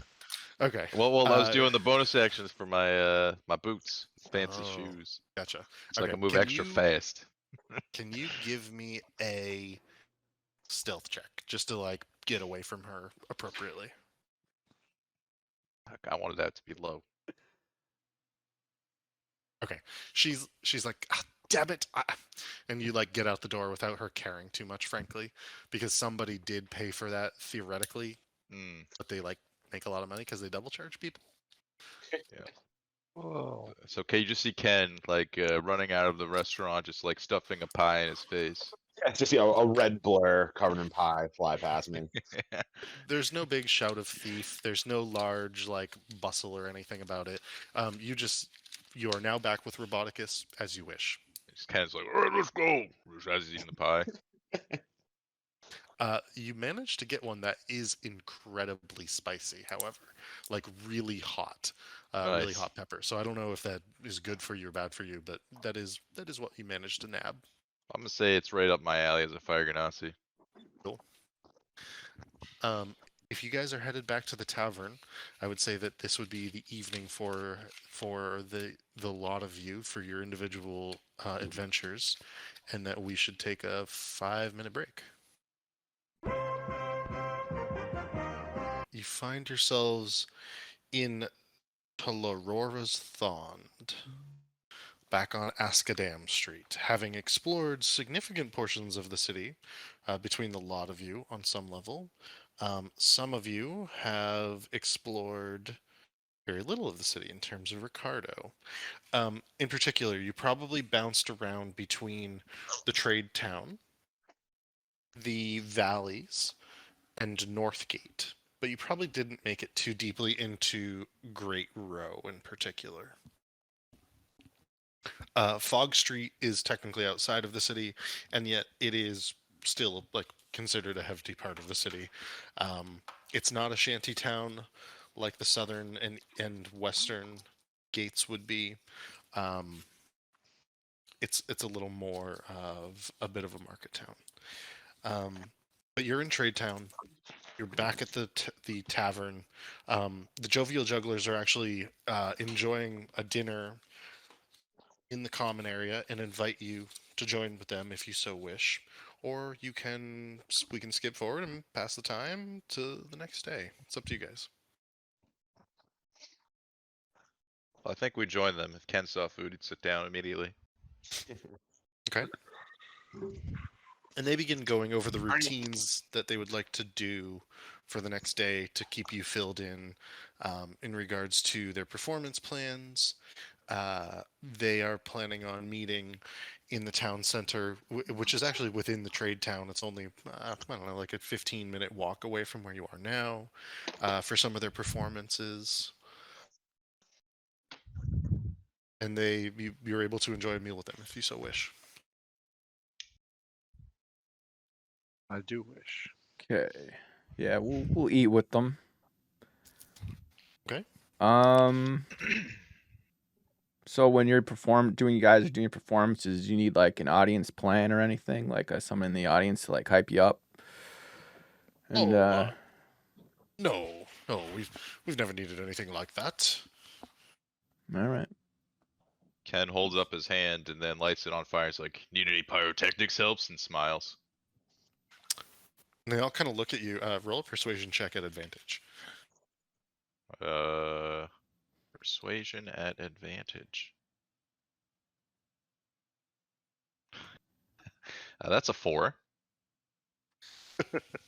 And they look at your command over the fire in particular, and they're like, as the fire like starts to get like taller and taller and taller over your hand and finger, and they're kind of like, well, if it wasn't like that, yes, so maybe not. Ken puts it. I was like, oh, sorry. No worries. Maybe we work on it and find a place for it.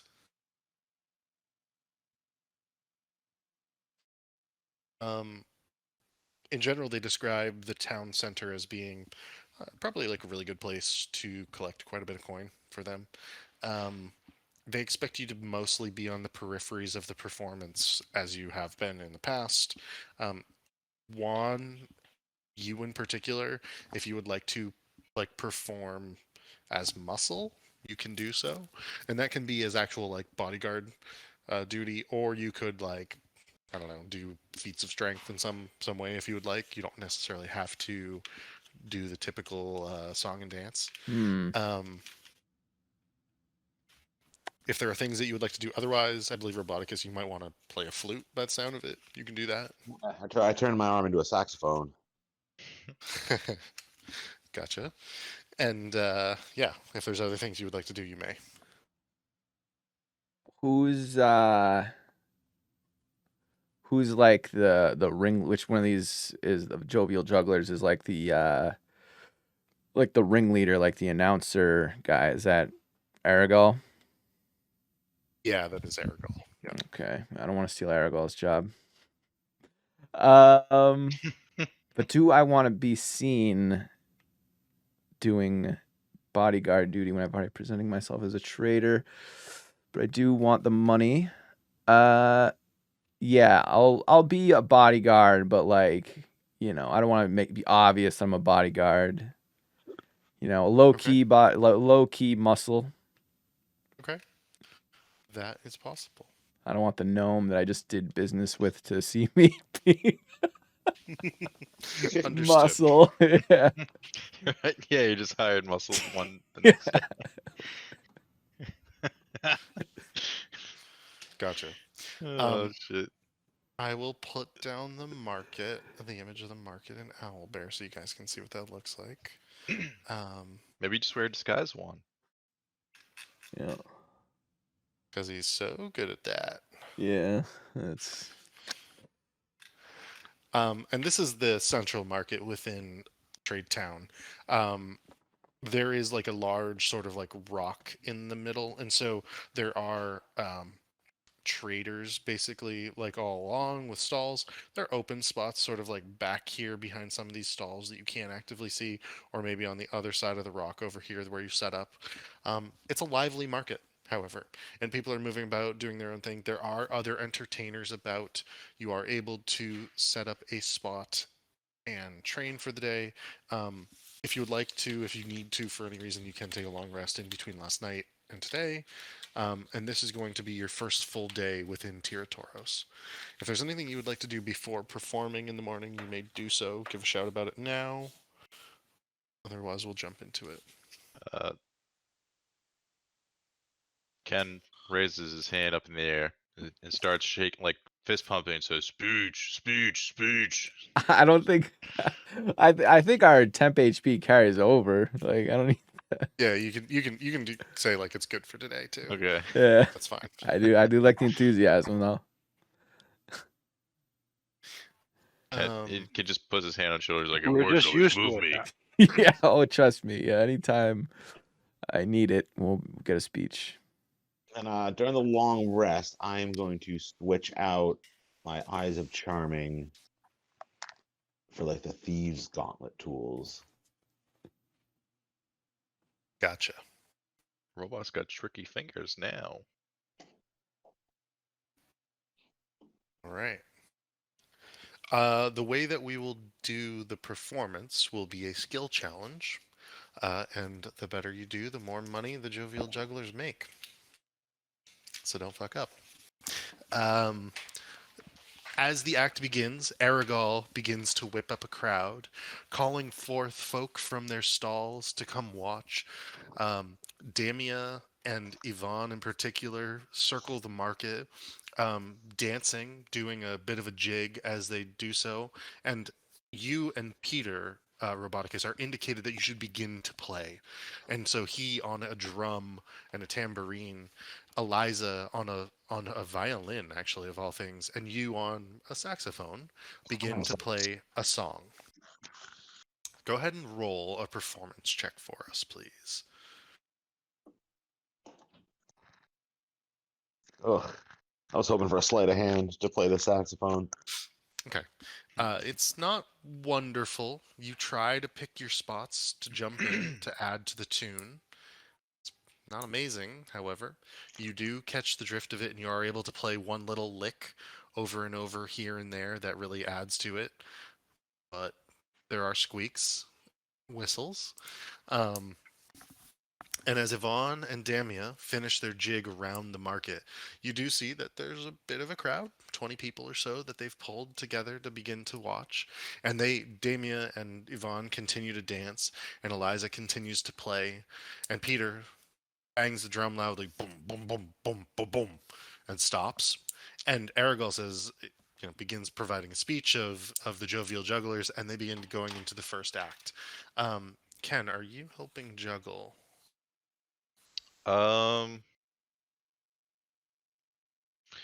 Sure, why not?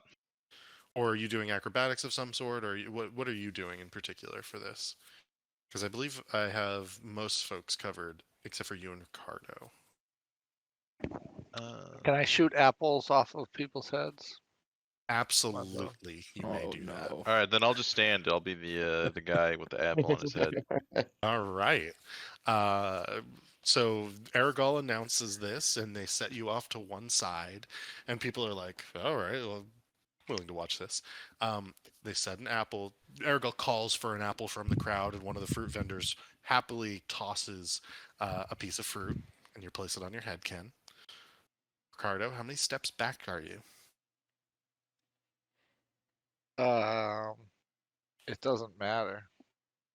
You're gonna hit it? Yeah. All right.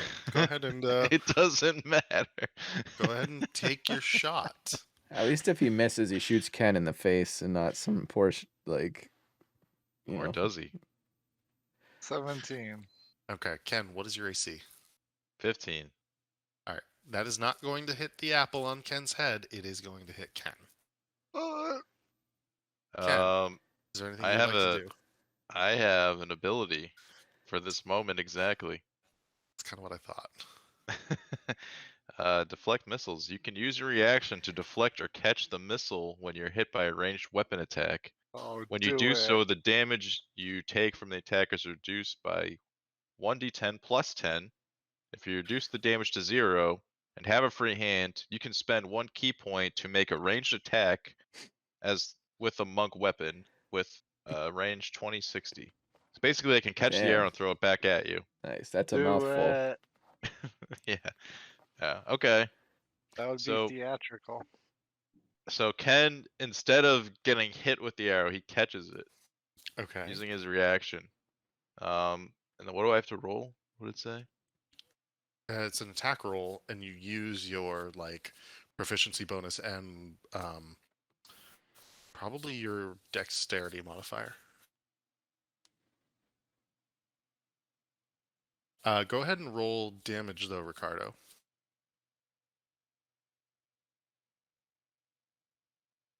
Uh, 9. Okay. Because technically Ken has to be able to block 9 points of damage to be able to toss it back. I can no matter what. Oh, you can no matter what. Okay, never mind. Because it's got a plus 10. Gotcha. Okay. So then, okay, and So then I throw make a it range back at attack. me. Yeah. All right. But I'm not actually gonna throw it back though. I just want to catch it Okay. instead. Okay. I don't want to throw it back at him. So You should everyone, throw it up in the air and have it explode. If anything, Ken would catch it, and then basically skewer the apple through the arrow, and then throw it like lightly back at Ricardo. everyone And- seems to laugh, and Yeah, they basically quite try to like make the this. crowd laugh, like it's that was part of the act, you know. And Aragorn's like, well, well, well, what a good job, and Peter boom, boom, boom, boom, boom, on the drum. Would you like to try again? Yeah. All right. How many of these charges you got? Yeah, because that cost me a key to do that. And your reaction. Yeah, how many keys you got? I have 6 total. Oh, that's fine. Let's do one more. I should be able to hit it. I'm doing another one. All right. But Still The not fruit- rolling well, but 19. oh my god. The fruit is proffered. Ken places it once more upon his head, and this time it looks like it's about to hit it, but it begins to lose altitude and is headed straight for your forehead, Ken. Okay, Just, can you duck a little bit? now Ken's If you gonna would- use his key to catch it again. Okay. And the crowd this time gasps because it, instead of headed straight for your chest like the last one, and you were able to just like snatch it, Yeah, it before looked it like does an it. easy catch. This looks like it's gonna hurt. Yeah. Okay, so now you gotta roll damage. You actually hear Yvonne scream. 11. Okay, so I think I still auto catch that. Yeah, it- if you get a 1, it Yeah, would be 11, right? yeah. Okay. How's Ricardo missing with these 19s? The DC is a 20. Oh The shit. DC is exactly a 20 to hit this apple, which I was thinking like he just has to roll over a 10. It's fine. Yeah, two bad rolls. And Ken again catches it, but this time he doesn't do the thing where he like pierced it through the apple and threw it back. He catches it and then like turns his head at Ricardo and then says, "Try again." Okay. Okay. Another. This time it's a pair. 21. All right. And as you stand there, you see the arrow is going to fly true this time. So much so, Ken, that you're willing to close your eyes. And it splits the arrow, and the arrow splits the pear in half and falls on each side of your head. Give me a dexterity saving throw. 18. And with closed eyes, you are able to catch the pear in both hands. Hmm. In the crowd, Standing ovation. big clap, big cheer from the crowd, and you can see Aragorn moving about collecting coin. Nice. Ken helped in some way. That's great. Yeah, Wa- Ricardo would fist bump Ken. Say that was very brave of you, Ken. Anything to help the lads. Juan and Roboticus, what are you doing?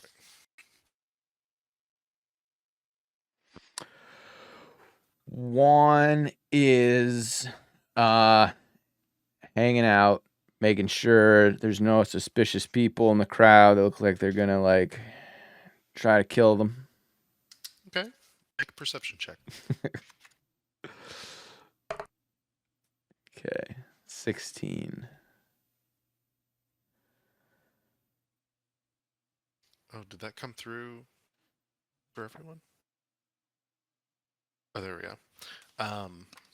16. You don't think there's anybody in the crowd that's going to kill you necessarily? No, not at this moment. There is the random red wizard that happens to be walking through the market. They seem to ignore your performance. There are members of the probity corps, generally in pairs, also walking through the market.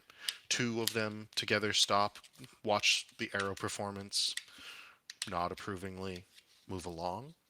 Most of the folks are traders, merchants, people on break from their jobs, seeking a little bit of interesting scenes and sights while they're on their lunch.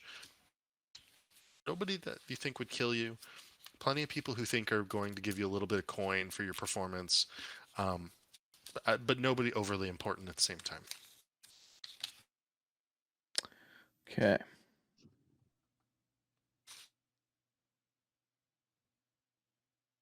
Anything else? Mm, Roboticus, maybe? Would you like to roll another performance check? Yeah, let's give it a shot. See if I can salvage. Nope. So, as the music picks up again and Damia and Yvonne begin juggling heartily, Peter begins to walk up and he looks at you and says, "Hit the drum every now and then." And so, between the saxophone and hitting the drum, it's okay. You sort of keep a beat. Eliza is really carrying this performance. But Yvonne and Damia don't really need the music to perform. And Peter doesn't need the music to toss them into the air, for example. And between the juggling and the acrobatics, and Peter is at times almost juggling the two of them, there's still quite a decent performance happening. Go ahead and give me one more performance check with saxophone. And if anyone else would like to do something in the meantime, you may do so. There we go. Gotcha. And as you do this, you pick up the beat and you begin to crescendo towards the climax of this entertaining performance for the crowd. And Aragol is calling things out and saying, "And the jovial jugglers will now perform their most dangerous trick."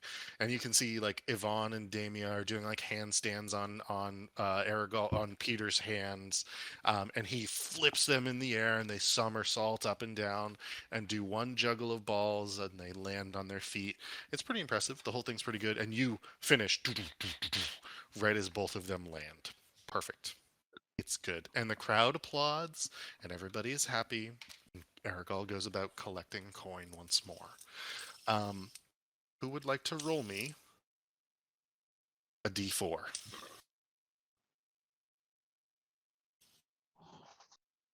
My roll's been pretty poor so far. Yeah, I'm gonna say not him. Anybody else but him. sounds like Ken's doing it. You're volunteering me, dear leader. Ken, Alright. roll. All right. Roll me a d100. Roll a big number, Ken. Oh yeah, let's see. Come on, Ken. Hmm. All right. You are able to scrape together, that would be 87 gold pieces. Not so bad. Like that's our cut? That is your cut between a lot of you. Or you can say, between the four of you, let's say 86 gold pieces. If that's easily divisible by 4. How much did we get? 21.5 gold each.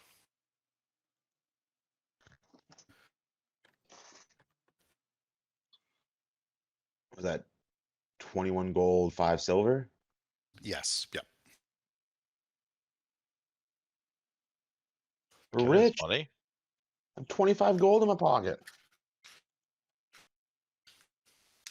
And at the conclusion of the morning performance, Aragol gathers you up and says, "Quite good, quite good.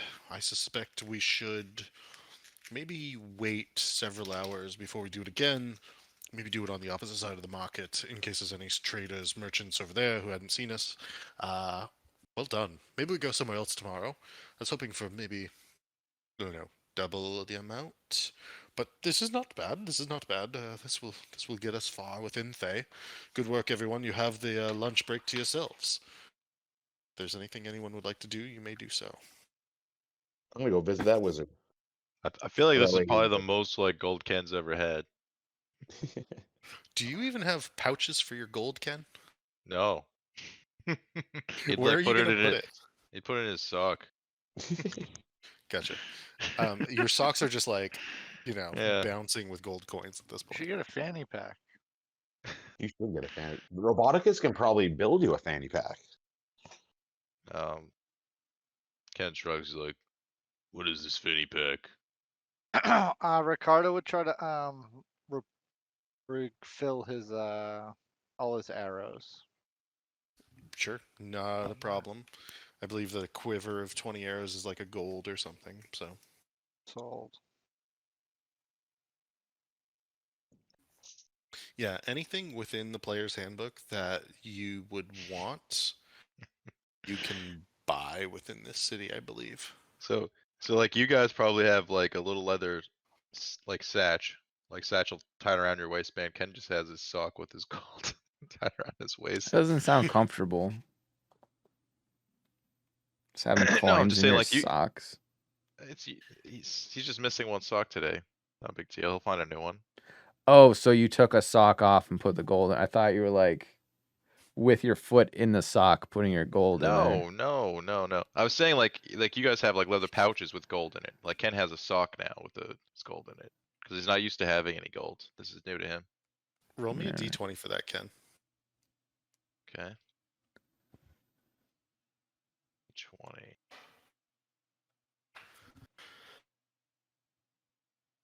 A 7. Okay. I just wanted to make sure that like the seams in the sock didn't split. Because it is pretty heavy. Like that's a decent amount of gold that you're trying to hold in this sock. Yeah. The sock is full for the most part. You've probably got like what 25 gold or something in there total. 21 plus Okay. the silver. Yeah. You didn't have any extra on you. Gotcha. Oh.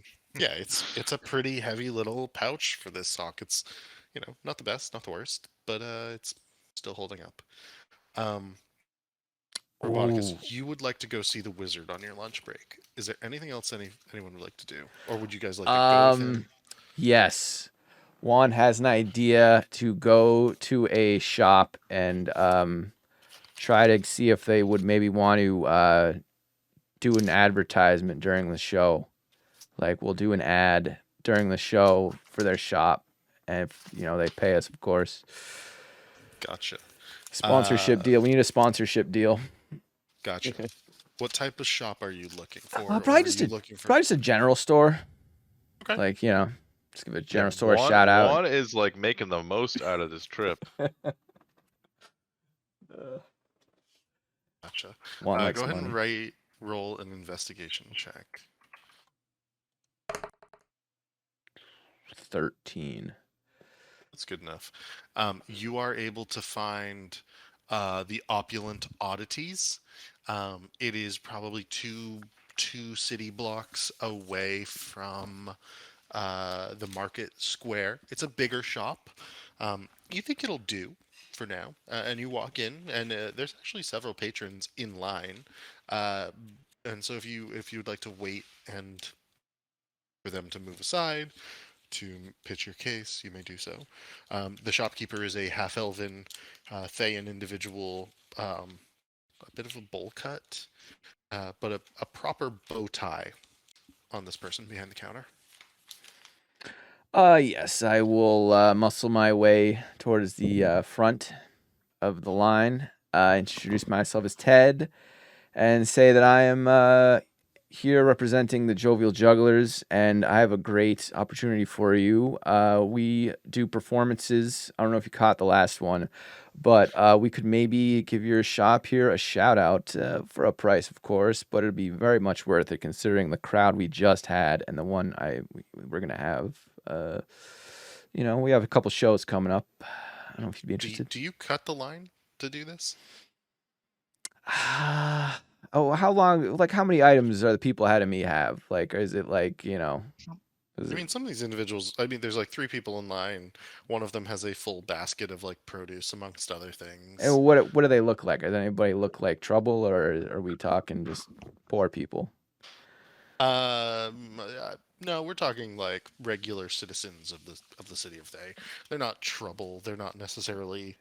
Go ahead and give me a perception check. Okay.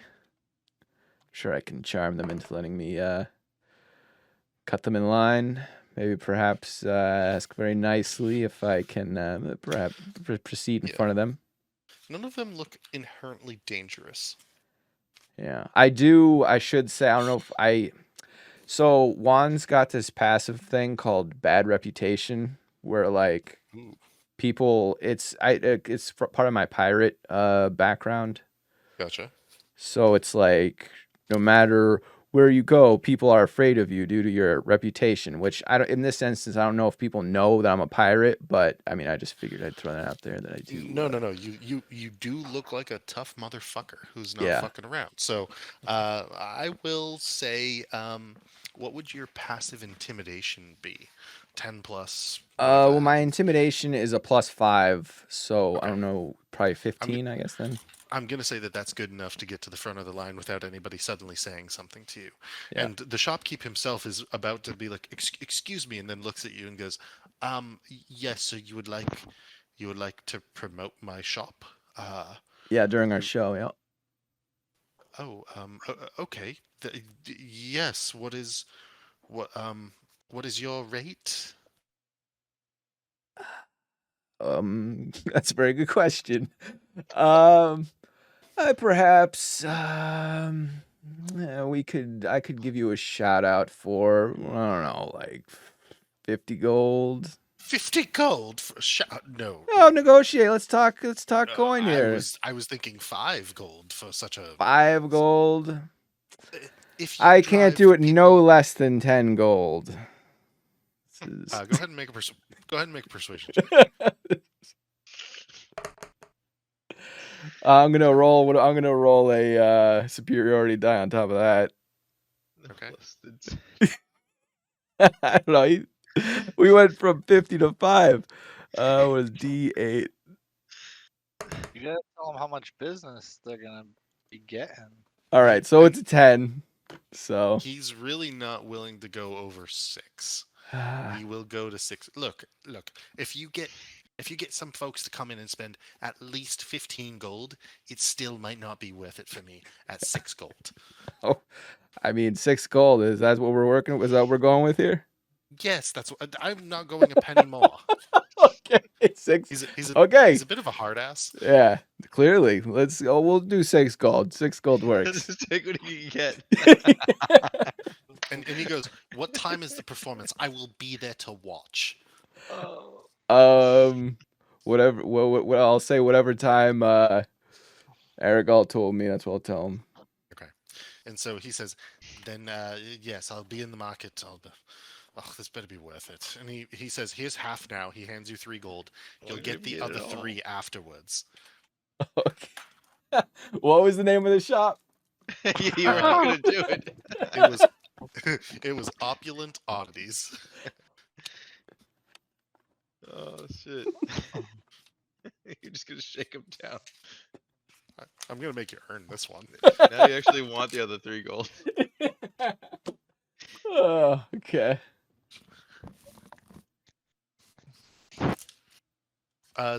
Before we jump to the wizard, because that one might take a little longer, is there anything else going on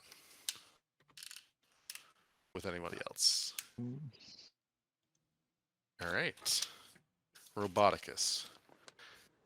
You make your way to the estate of Damond, which is up in Great Row.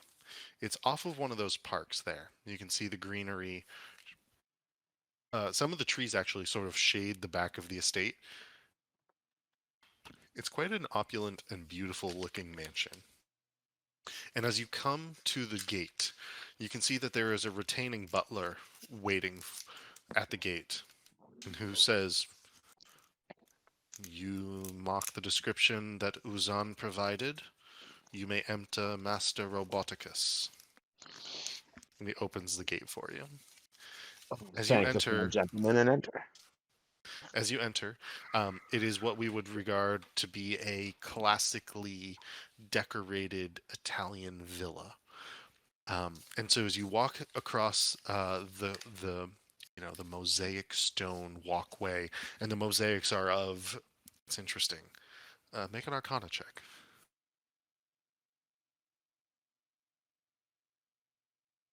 10. Oh, 20. You recognize a great deal of the rune symbols and and terms that relate to the divination school of magic along this walkway, along this mosaic walkway, past hedgerows that are carved into ornate, whimsical shapes. And as you enter the inner foyer courtyard, which is open still to the sky, except along the edges, it's like a rectangular sort of Roman open air courtyard. You can see an individual sitting to the side in a chair, staring at you. A red wizard that looks as such. And I will bring forward an image of this guy. This individual is sitting in a simple wooden chair, staring at you.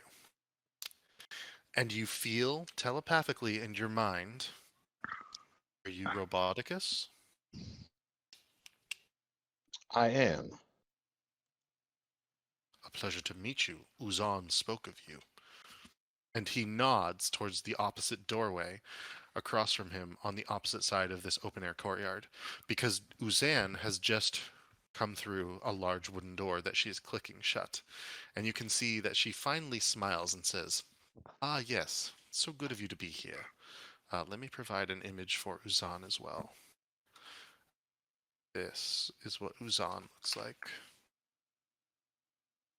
And as she steps over behind the silent mage, they both look at you and say, or they look at you, and in your minds, you hear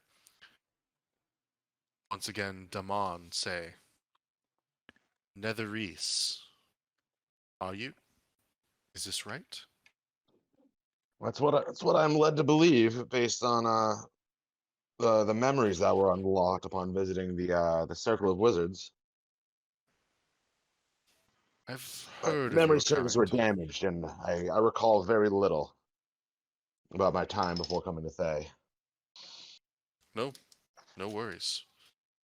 You hear in your mind once more. This red wizard does not speak to you whatsoever. He's only talking to you in your mind. So even if you say words aloud, he will reply telepathically. Uzan says, "Interesting. And how did you come to Thay? How did you find your way to Tiratoros?" Held against my will by a group of rogue red wizards, and there was a prison riot, and me and some compatriots were able to escape, and I've been searching for answers ever since. Roll an insight check.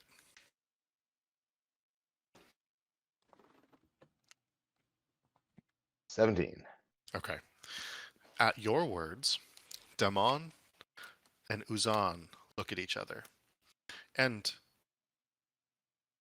you simultaneously believe that you've probably said too much, while also discerning that there is a lack of surprise when you say a group of rogue red wizards, but that there is surprise that you when you said that you survived a prison riot.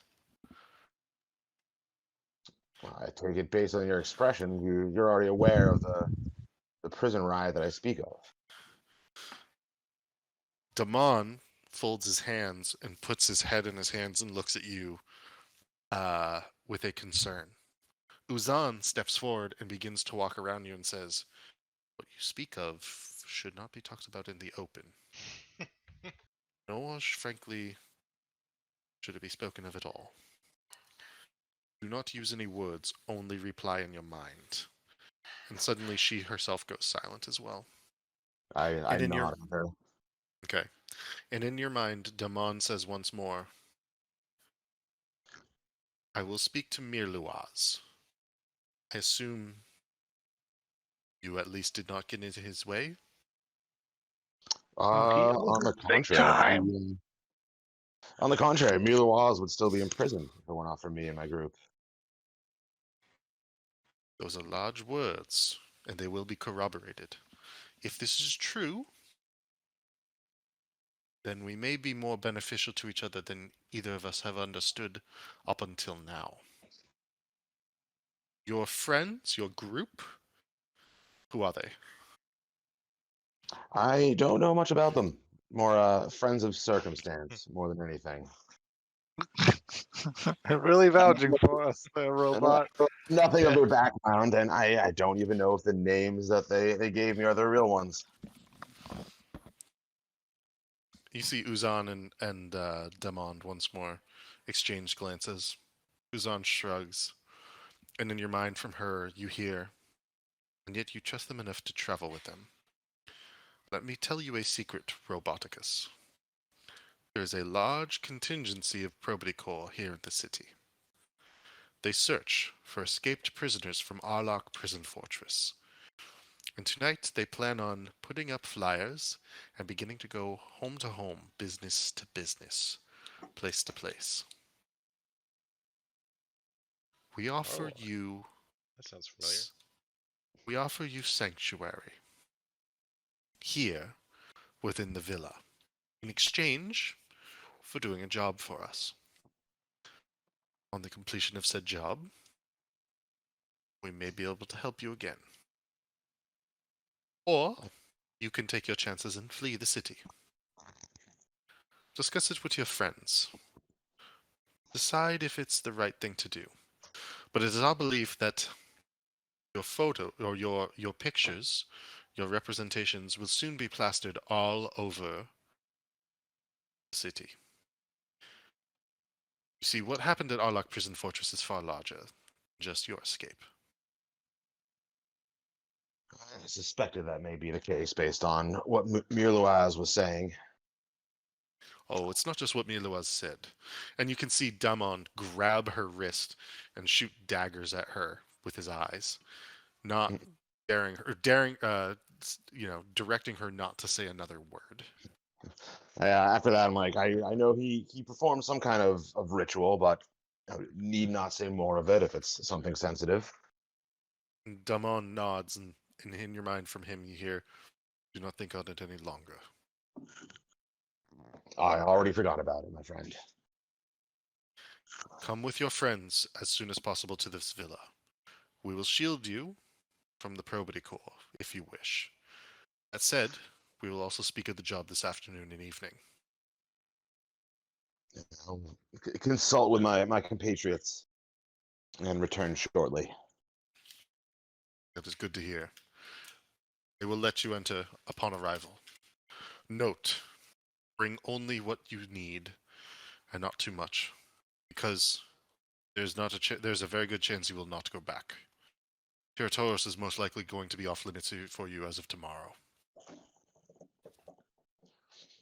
They're going to be searching for us with pictures. I don't think we would want to stick around for that. No, you would not. And he nods and actually gets up out of the chair and begins to leave. Uzan, in your mind, says, if you screw this up, I will end all of you. And you see there's a different look on her face. One that is... Go ahead and make an insight check, actually.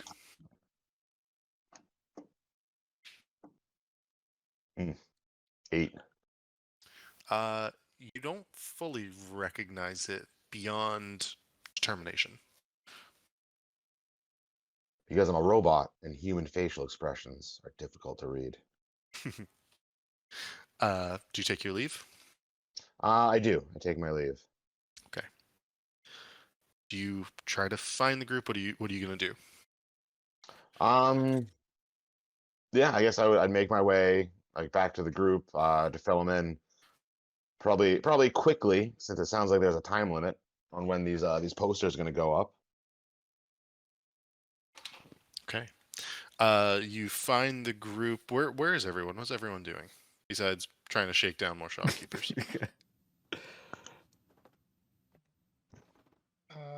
I guess I came back with little to no food, and I don't know. We went back to the inn to wait for everybody.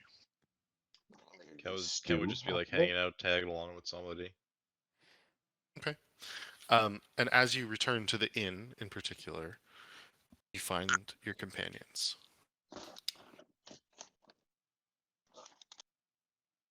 I'd go kind of collect them, make sure no one was within earsight. Just met with that red wizard from the circle, and I think we've got some trouble incoming, boys. The silent mage let me know that the probity corps is on the lookout for us, and they're going to put our wanted posters up later today. They have our pictures? Yeah, That's not good. but the silent mage did offer a sanctuary at his manor. The only catch is that we have to do what I'm assuming is going to be very high octane job for him. Who's he work for? The Circle of Wizards did say we can only trust the silent mage, and he seems to know about my background, so I am very much tempted or leaning towards throwing in with him. Ken nods. What The silent mage works for? do they pay? I we get didn't paid for this? ask about monetary compensation, but they're very well connected. I believe he is directly related to that Mirloaz fella that we helped free from prison. It's like possible side quest, and Juan's like, does it involve money? And it seems like we may have kicked off something in this country a bit bigger than we had originally believed. Yeah. Well, it sounds like this adventure might at least lead to some loot we'll find along the way. So, Yeah. And he's a very powerful, highly connected individual. I'm sure he might be able to get us out of the country once we do the job for him. what do we? Are the jovial jugglers here? Coastline. Are the jovial jugglers like in the? I think we're ditching them, right? Is what it sounds like. No, we have to. If we part ways, we have to at least give them a heads up that You sure about the that? wanted posters with their their recent traveling companions about to go up, and they may want to skip town as well. Ken's like, Might be better not to meet up with them. We couldn't implicate them after people see us with them. Are we gonna skip the next show? you're gonna do the Irish exit. But I think we should fill in the jovial jugglers. Just let them know that trouble's on its way, and if they're gonna stick around, to be extra careful. And then we should maybe not do the next show. That's very Ken's public. gonna follow you guys' lead, but that was his suggestion. Let's see. So I can disguise myself, but that's just me. Ken's instinct is Irish. Yeah. Only thing I can do is cut my hair, and that ain't happening. Yeah, then we've got a dragon, and this motherfucker's on fire over here. We kind of stand out a little bit.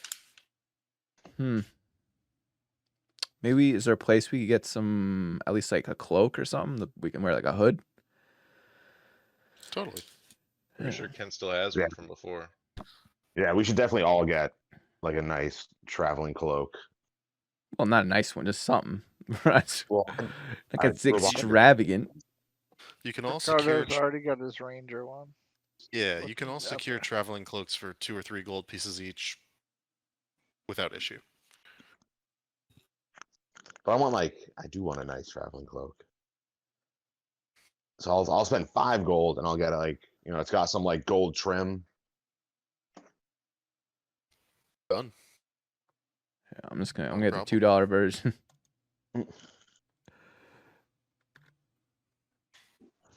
Roboticus likes to be fancy. Get the RC Cola version. Are you getting one, Ricardo?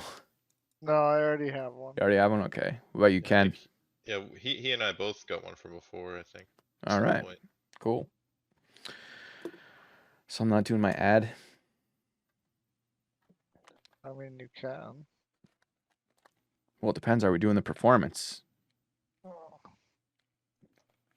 What's If we the do timing? performance, we might get caught. We got to get money out of it and then bounce. Yeah. So what do you think? We'll leave it since you're the one with the mission here, Roboticus. Did they say they were putting the posters up like this afternoon? I forget the exact time that the guy gave them. The contingent of probity cores who had information on you would arrive later this afternoon or evening. It's a little unclear, but they expect that by this evening the posters will begin going up if they don't go up sooner. Okay. Okay. And what time's our next So- performance? Potential performance here. Your next potential performance is in, I believe, 2 hours from now. And So is that 2 p.m. is that before the arrival of the cops? Unclear. Oh, It would take a little bit of time for them to like get the posters up, and it's like we'd be able to tell. It's gonna if, be like a montage where more we're like doing the people were performance, and coming in. then like in the background you see the cops like People putting up the posters start and like whispering. circling us People- and I like think we'll pointing have and plenty like of time, like, plenty of heads up before like. and then like they the film it, the the final shooting final places. act ends, curtain draws, and then boom, we're surrounded. And it's like, okay, here we go.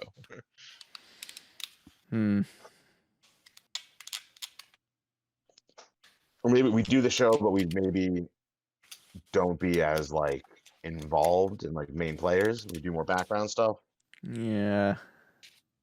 Oh, Ken totally wants to do the arrow trick again with Ricardo. That was sick. Ooh, do we risk it? Yes. Sounds like we got 2 riskets. You know what Ken's vote is. Yeah, I was writing my ad while Roboticus was talking to the wizard. Yeah. Let's risk it. Let's do it. Let's do it. We'll One more show for the jugglers. One We'll tell more. them. I want to talk to the. I want to talk to. show. Yeah, I want to talk to Aragal and explain that I thought that show went really well. So I think our cut of the next should be increased. We got guys catching arrows. It's superhuman feats. Make a persuasion check. Ricardo, what's the range? I'm gonna have to put a D8 on top of this. Use another superiority die. 13. So Okay. the 10 plus the 3 is 13. And so you're asking for a slightly increased cut. Yeah, we need an increase in this next show, or we're walking. Okay, so what I will say is there will be a plus. There will be a +4 to the D100 when that is rolled, Okay. which gives you a little bit more. Hey, we'll take it. Okay. Is there anything else you would like to talk to Aragal about? I want to let him know what's coming our way. I tell him just to be on the lookout. Ken like elbows usually Yeah. Well, I feel like we should let them know after. They've been good to us. We'll at least give them a heads up. Besides, if shit hits the fan, we want these guys on our side.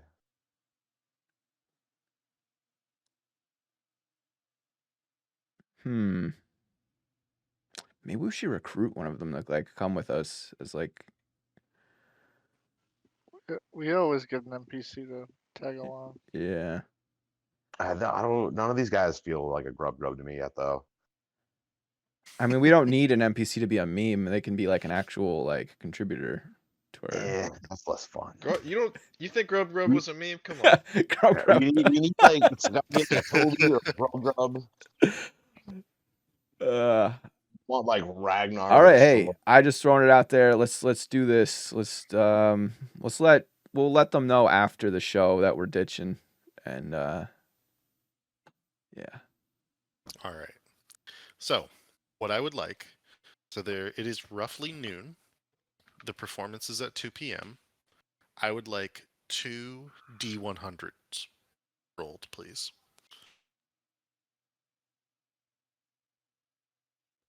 Who's rolling best so far? Someone else. I rolled earlier. All right, I just had a bad roll, so maybe I'll get a good one this time. I'll roll one of the D100s. I'll roll the second. Okay, we got 94. Okay. Yeah. Smooth can't- sailing. Yeah. Oh, Smooth. and I would have asked Aragal if at some point during the next performance if I could tell a story to the crowd, a emotional story.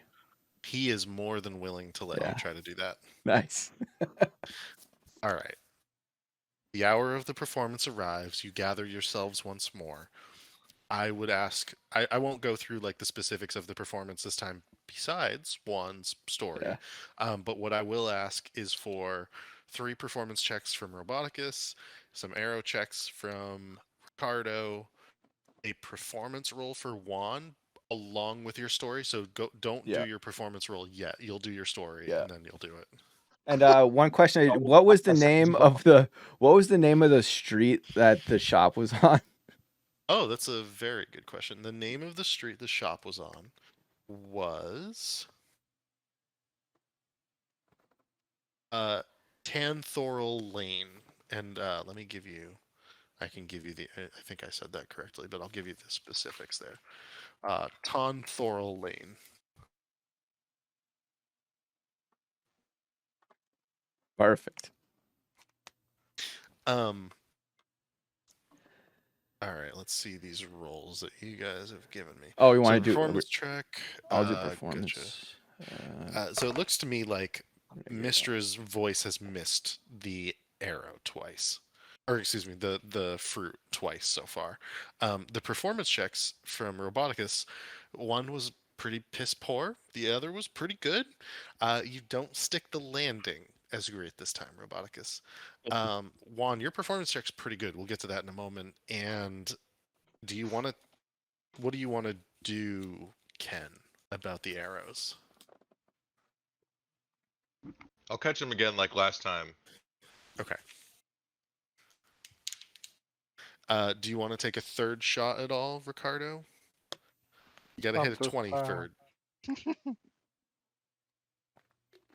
Those rolls are rough.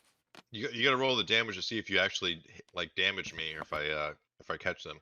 I think my max is what? I think you just get it, but I will. No, there's a chance. There's a chance you damage me. First one's 8. Okay. The second one's No, 8. you have to be higher than 10 to damage me, but yeah. Okay. So, do you want to roll once more? Should he try once more, Ken? It's up to him. I'm just using each of these uses a key, but I'm fine with that. I don't. You would have taken a short rest technically, like at lunchtime. So, like, I don't know if that replenishes key or not. Yeah, that would have got my key back. Okay. We gotta finish on a high, Nate. We'll shoot another one. There you go. All right. So this one splits the fruit. You do the act pretty similar to last time, catching the arrows, doing things with them. If you want to try to catch the fruit, you may make a dexterity saving throw, or to do something different. It's up to you. Yep. Ken will catch the fruit and try to juggle it. Let's see. Ooh. Save. Oh god. You don't catch the fruit in one of your hands, but you are able to kick it up into the air. Go ahead and make another dex save.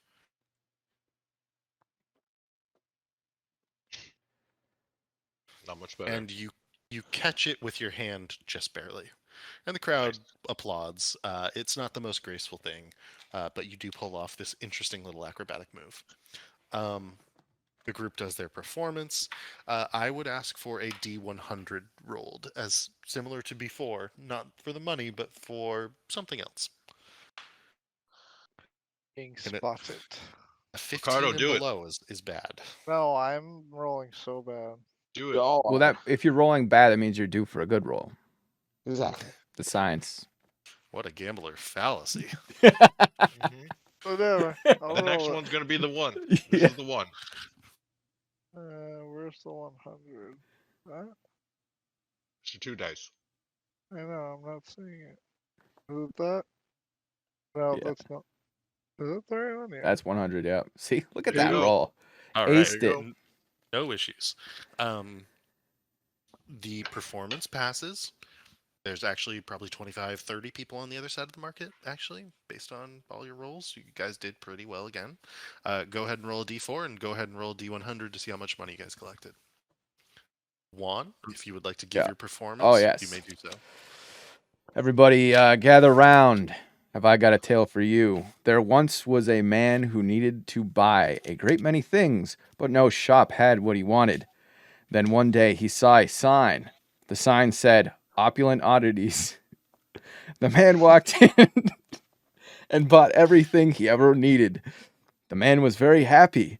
You too can be happy and buy all the stuff you could ever want at Opulent Oddities, located on Tanthoro Lane. There's like a smattering of like golf claps. Okay. Can- Has that ever happened before? Like, is ads a thing? So it's funny. It does happen sometimes, usually with signs. You saw a billboard on your way into town, for example, for that booze. The shopkeep comes up to you, hands you the 3 gold, and goes, "You know, that wasn't the worst thing I've ever seen. Thank you much." And he goes, "Opulent Oddities, follow me, follow me." And there's actually like a few people that begin to follow him. And he gives you an extra gold piece for it. So he'll give you 4 gold in Oh, total. what a guy. Juan. You all, based on the roll, you actually got the exact same roll because of the +4. So the D100 would be a 29, and times 3, it's going to be 87 again. Therefore, 21.5 gold each. 21 gold, 5 silver. All right, we gotta get out of here, boys. Do you Take the guys just money and begin run. to like get the money and go? Yeah, I think we should like grab the I, money I'd and try fill to in get the out of like the leader of the group, like let them know that like we're taking our leave to go, off on our own, but that the Proby Corps is coming with wanted posters with our pictures, and they should be aware, and they may want to plan on having a story for why they're traveling with us, in case they're asked. Suddenly, Aragol looks incredibly fearful. Yvonne says, "But Ken, what about us?" Demia, Peter, and Eliza all look at each other and say, Ken is just like leaning on something and like cleaning his teeth with the with the toothpick right now. He's like, "What about us?" And she looks like you like slapped her in the face, basically. That's what he did. Ken's like, "Who are you? We met." There's a dark look that comes over Aragol as he overhears this, and he looks back at you and he goes, "Thank you for warning us. I'm suddenly very worried that you might have brought more trouble upon us than maybe even Kirill Stoyanovich could have. We're going to leave." Okay. As he takes his leave, go ahead and roll me another D100. All right. 20 or below. Yeah, blow on You your gotta be dice. worried. Hey. All good. All good. You begin to make your way towards Damon's residence. Is that right? Yes. All right. Go ahead and roll me another D100. We've got 2 more of this one and the next one. Anything below 25, and you should be worried. Who's next? I think me and Juan are up. What was the roll? D100. D100. Juan can do it. Hopefully, a 3. Oh no. Okay. As you round a corner, there is a group Oh jeez. of Probity Corps coming down the street, hanging posters outside of shops, businesses and residences, homes, all along. Oof.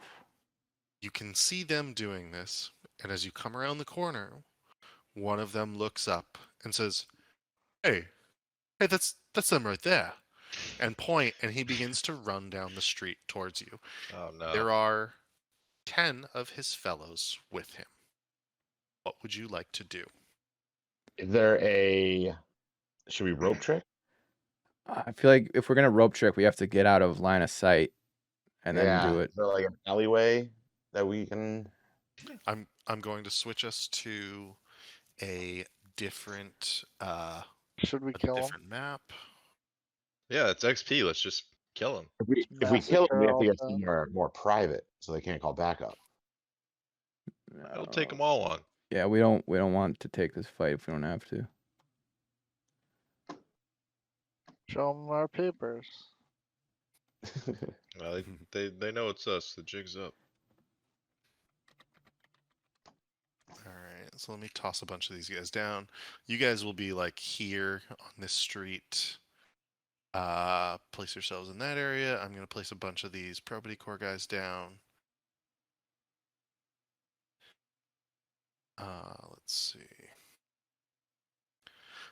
People begin fleeing into their homes, and so the street is going to become pretty deserted pretty quickly. Their home away from their homes and shops.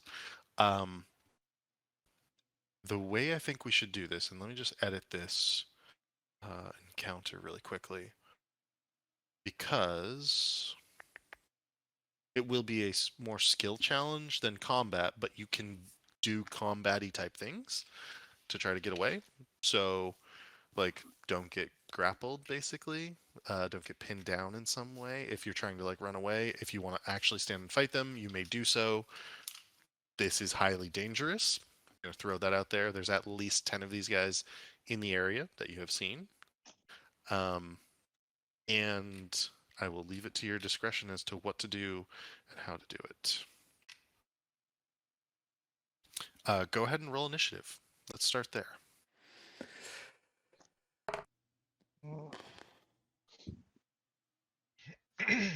Jesus.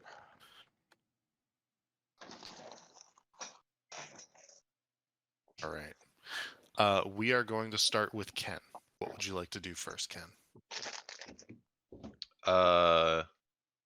Well, first thing Ken does is click his heels. So now he's incredibly fast. And then, he takes his fists and punches them together and they become inflamed. And he looks at the rest of the group. He's like, "What are we doing here?" Jesus. Well, I told you Ken, we gotta take the money and run. we are getting the hell out of here. Parkour. Yeah, let's why don't you see if you can find us an alley, run down, and then Roboticus can do his thing, and then either that or we just straight up run, like run in a direction. So yes, we're running, Ken. We're running. All right. Before Ken don't mind leaves, fighting he's for like, the "I'll give him right. something to think about," and he's gonna do his cantrip at them. Okay. So he's like shadow boxing, and then like fireballs are coming off of his fists at these guys now. Gotcha. And, he rolled a 24, so I imagine that hits one of them. Yes, it does. It's 11 damage, and he's gonna do. Let's see, which one is he aiming at? I guess it has to be, yeah, A, because that's, I think, my range. What is this range on this? Fireball's got a crazy range. I think, but this is something that, yeah, 30 feet. So this is, that's good. I'm just in range, I think. Okay. Gotcha. And you are able to hit him with it. How much damage does it do? 11. Got it. Yes. 11 damage.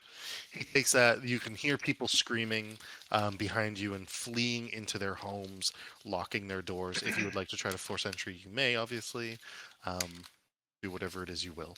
All right, so now that I haven't used my movement, and I have double movement because I used my bonus action to get that, I'm gonna, I basically just want to sprint. Okay. Let's see. How far is this? And I will try to remove like areas of like some of the fog for you, like because there are alleys here. So I have specifically named this 90 one feet with alleys. movement, so that means I can come like, I'm gonna say that I'd go like 40 feet, probably. Let's see, how far is that? It's like to halfway down the cart. Yeah. So I'd probably run This area. this far. The alley on the left looks pretty good, Ken. I'm just basically running this far so that I can scout, Yeah. like you know, to the left and like right as I'm running. Yeah. Okay. And Let me open up a little bit more there for you, so you can see like that there is a bunch of open alley this way. You could see a little bit of alley back behind this here.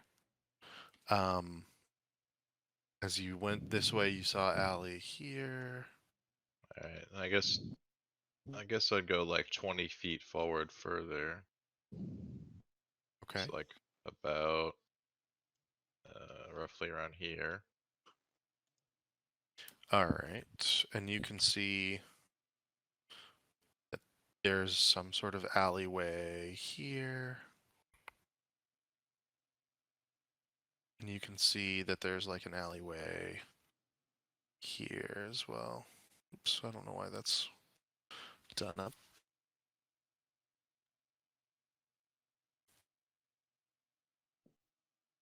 Let me just see what you can see. Yeah, that seems about right. Alright. So you've used 60 of 90, is that right? Yep. So I'll probably come back another 35, so I can like meet them on their next turn. Gotcha. Like, report what I've seen. I imagine I can't shout it from here. You actually can. You can shout if you want to shout like a way they should go that you believe, Well, you can do that. Well, I kind of don't want to like say it like loudly for the guards to hear us. Hmm. It's more my concern. Gotcha. Is that your full turn? Yeah. I'll Alright. just yell at them. I might know where we can go. Just get to me and I'll tell you. All right. The turn order goes Ken, Roboticus 1, a bunch of the Probity Core, and then Ricardo. And so therefore we have Roboticus. What would you like to do?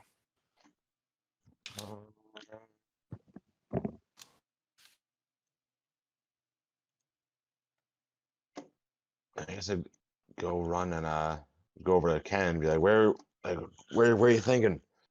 We gotta get somewhere, break their line of sight, somewhere private so we can hide from them. Ken relays all the different options he's uncovered. Let's see, because it would be. I would need one more turn because I only have like 10 feet of movement left. I think we just need to keep moving further down the hall. Have you used your bonus action? Oh wait, no. Yeah. I can't really do anything with my bonus action. Well, you haven't used your action, right?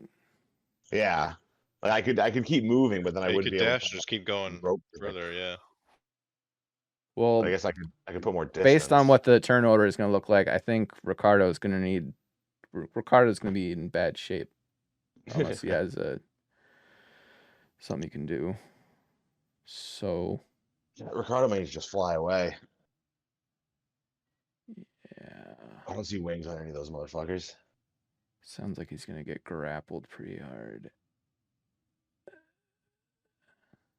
How can you get grappled if you're in the air? But he goes after they go. They're gonna get to him before. True. How do we want to play this? Well, I'm within range. If they get to him, I could, use my ranged attack still. Maybe shake them loose or something. So they are roughly 60 feet from Roboticus and Ken right now.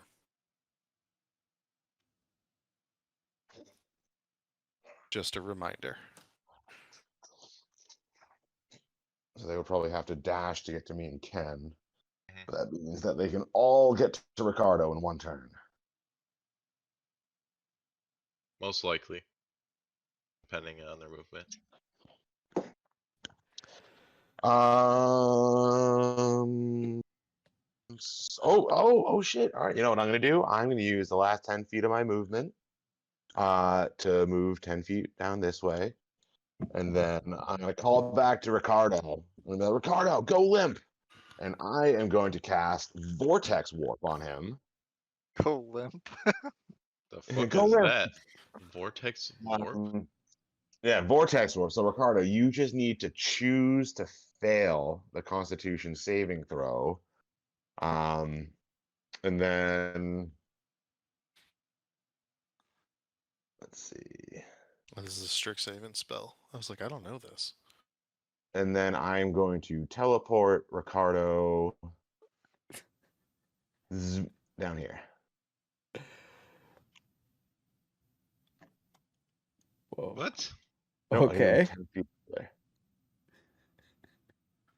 I guess he can fly anyway. So once it's his turn, he can fly, and I don't know.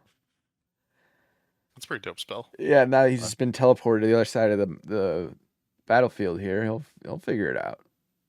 Yeah, Now just what so do I you do? You can still Yeah, shoot him one from that far, right? right, you're on Yeah, I both can shoot of from guy. anywhere. Oh man. I think I Oh, got I 600 you- yards. What is that? If Yeah, you he's want, I fine. could He pull can you still on shoot him top from of a that far. He's blue fine. Yeah. Did you go Alright, limp, so- Ricardo? Yeah, I went limp. You didn't go There, limp, question everybody wanted to know.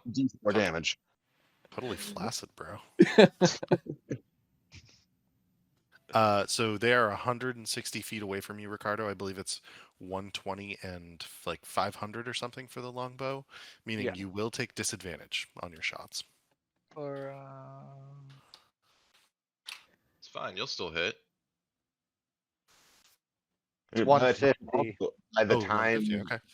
by the time his turn comes around, they're going to be closer too. This is true. This is all true. Is that your full turn, Roboticus? Let's see. Is dash a bonus action, or is that an action? No, that's an action. Okay, bonus action for rogues. Yes. Okay. Um. For Ken, if he uses his key.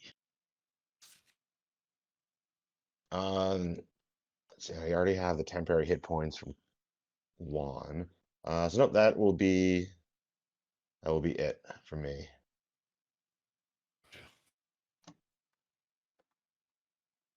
Let's see. Juan, what would you like to do? I will run up to Ken, and then he will tell me about all the alleyways.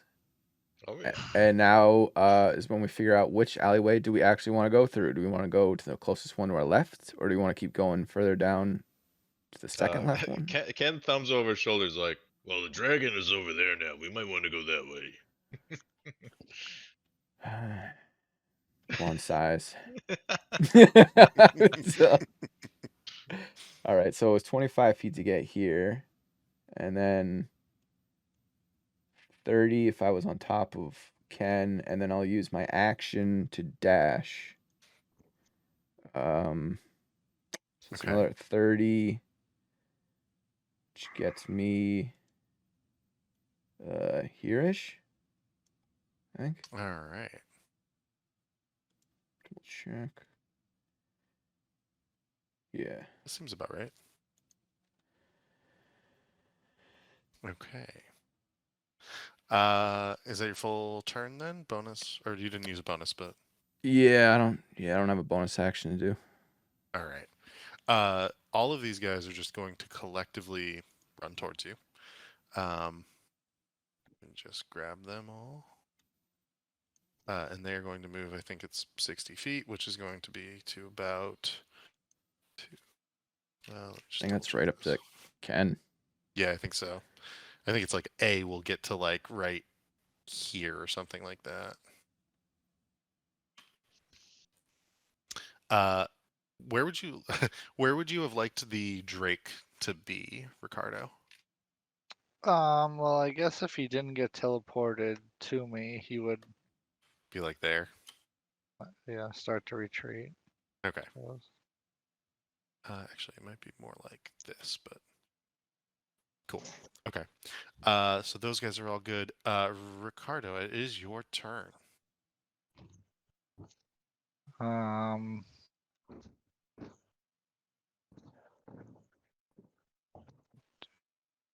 six.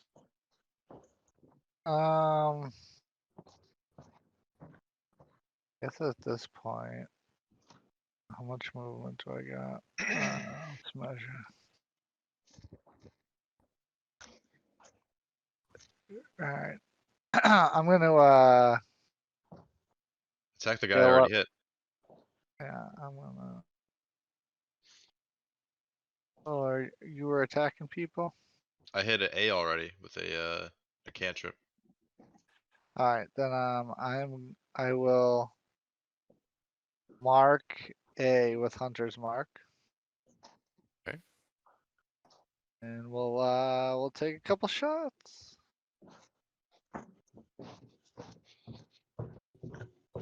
24 to hit.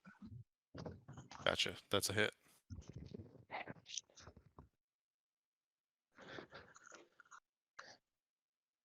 13 damage plus 1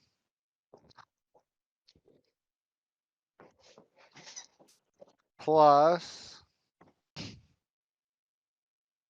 it a D8 now or a D6 still? Anyone remember? D6 still, but I'm not fully sure. I think so too. All right, another 4. Gotcha. Yeah. So how much damage total? 18. All right. 18 damage. And that was on, did you say A? Yeah.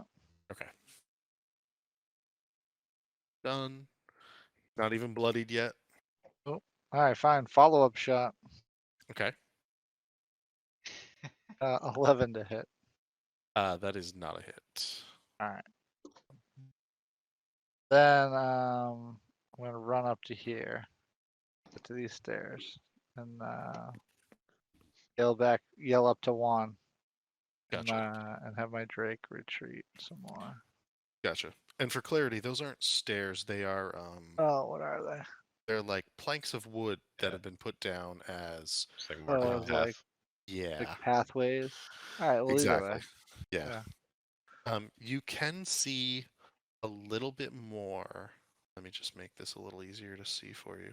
You can see a little bit more to the south here, so that the alleyway continues to the south that I just opened up for you. You can also see across the way. Oops. Close to that much. It's fine. You can see that the alleyway like kind of goes back behind there as well, and you can see that it goes further to the south on the eastern side as well. So things are opening up a little bit. Back around through the turn order, we come to Ken. What would you like to do? Ken is going to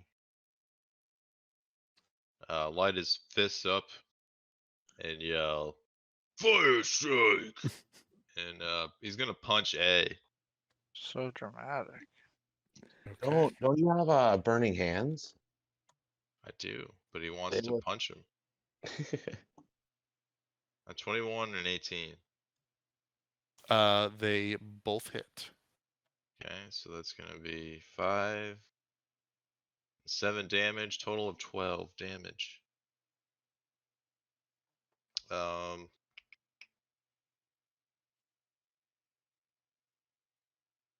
Fuck it. Gotta risk it for the biscuit. Ken's gonna say, "Flurry of blows!" and he's gonna spend a key on some flurry of blow action. Alright. Here we go. This will be a 14. No good? A 14. I don't think that hits. Let me just double check. No, it does not hit. What about 16? That does hit. Alright. So another 8 damage. And then let's see, what am I gonna do to this man? And then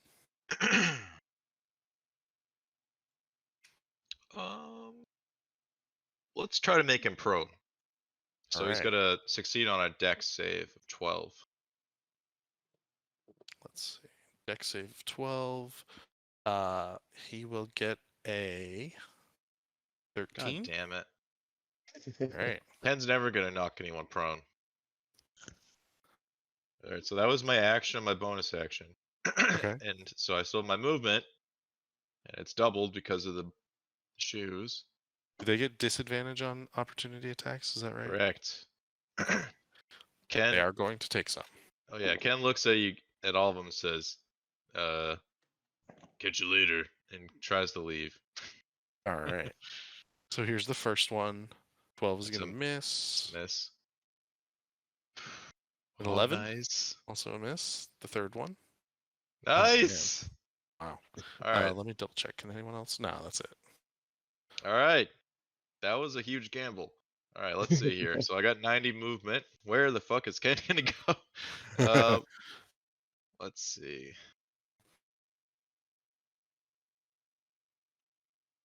I guess Ken will just like, basically like jump over each attack and then like dodge the other one like dramatically, and then just fucking drop his arms and like Naruto run as fast as he can, just like. It's like it's like up to the dragon guys to be like, hey, what's up? All right. Just gonna end his turn there. So it looks like you guys are heading down that alley. Gotcha. That brings us to Roboticus. What would you like to do? I think I should probably just use an action to dash and get the fuck out of Dodge. So let's see. So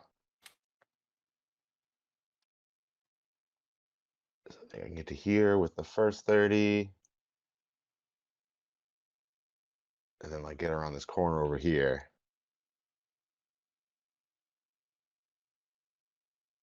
And then start looking for a place out of the way to set up the rope trick. Gotcha. Let me just open this. Can you? No, I don't think you can see any more than that. You can see that there's a path to the south. You know that there's a full path to the north. Beyond that, you can see. I'm just seeing if there's like any doors or anything in here. There is a window into a room right here, and I will open some of that up for you so you can see it a little easier. And just in case,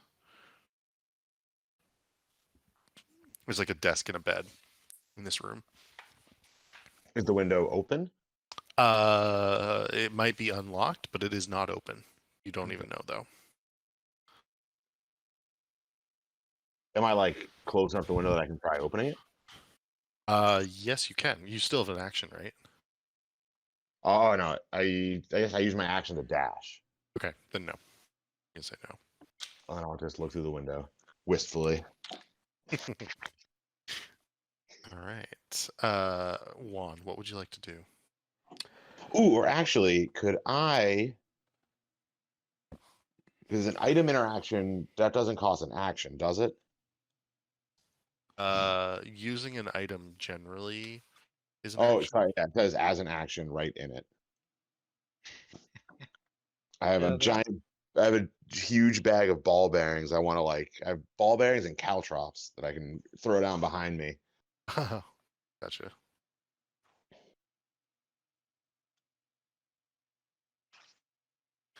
All right. That brings us to Juan. What would you like to do? Juan will use his movement. He can use the 30 to get there. Should I stay near Roboticus? Because you're gonna do the rope thing. How's the rope thing work? Do we have to like climb up it, or is it Yeah, like that's like we have to get enough distance because I have to like cast it and then we have to climb up the rope and then pull the rope up. So we Ken have to be can able to keep do. them at bay, so you guys can get a little bit of distance and you can catch up easy. All right. Because I still have my action where I can use the dash. So maybe I can get to. If you guys try to get further ahead, Ken can just like keep fucking with him for Should I a minute. keep? Try to slow him it's down. That one. Okay, so I can get to here. I can also, if we have enough turns in between, I can cast rope trick, and then I can like, after we all go up, I can like disguise myself as a beggar or something. Because Oh, I have the this disguise self spell, and try to like send them off in the wrong direction or something. oh All right, shit. Juan. As you turn the corner, you see a figure that you recognize. It would be the red wizard from the from the circle of stone wizards, who had spoken to Roboticus earlier. She says, "Quick, over here!" Oh shit. She begins to like head this way around the corner. Well, that's where we're heading. All right, is that your full turn? Yep. That was movement and dash. Let's see. These guys are all gonna continue to dash. Let me just see what 60 feet's like. I think they're once more going to begin. Yeah, didn't get to me. Yeah. So A is gonna go here. B is gonna go here. C is gonna go, I guess, here, because the Drake is kind of in the way. Frickin' Degrassi. You might lose Degrassi, actually. I am gonna get 2 attacks on Ken. Let's. I thought you had to dash to sorry, get there. Yeah, they did have to dash. Sorry. Go ahead, Ken. What would you like to do? Ken smirks and he's like, "Oh, hey, ladies, I see you're back."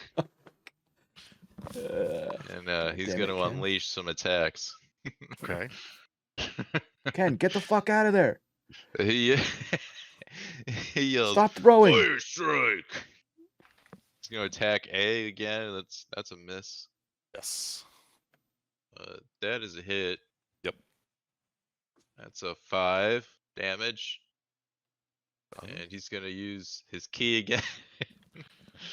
He's going to yell, Flurry of blows! There's another 22. Yep. So there's 7 damage, and I'm gonna okay. So with the flurry of blows, because I get 2 punches, does that mean that I get 2 chances at the to knock him prone? Yes, if you wish to, but I believe you have to spend an extra key for each. Is that right? Really? Okay. Well then I'll just use my 1 chance now, so that Okay. my next attack could potentially be at advantage. I don't think you need to use key. I think for the open hand thing, it's just whenever you hit with a flurry of blows attack, Oh, it just really? has to be like a successful hit. Wow, that's cool. Okay. Yeah. Well, no, Well, I, then I was saying to be able to use it twice in the 1 turn, though, is what I was saying. Oh, yeah. So whenever you hit with a flurry of blows attack, Okay. so it will act as both of them, I guess. I've not read it recently, so I'd have to go back and double check. Okay. The way the wording looks like, it's just whenever you land a hit, you get to impose one of those effects. Okay. Well, I still have 1 more flurry of blows, so here's number 2. That should be a hit as That is well. it. So I need to make Another- another deck save. Another 8 damage. Well, that's the thing. Do you or do you not? Can I like only use I it? think I do. Like, is it 1 per bonus action, or is it 1 per like attack? I think for it's each blow. I think it's 1 per attack. Okay. Well, you still I mean, still it's like- save. Just the read your 12? character Yeah. sheet. It's a Dex 12 save. So Ah, gotcha. Okay. All right. So he fully saved. How much damage was that? Let's see. 15, 20 points of damage. How would you like to do this? You killed him on that last blow.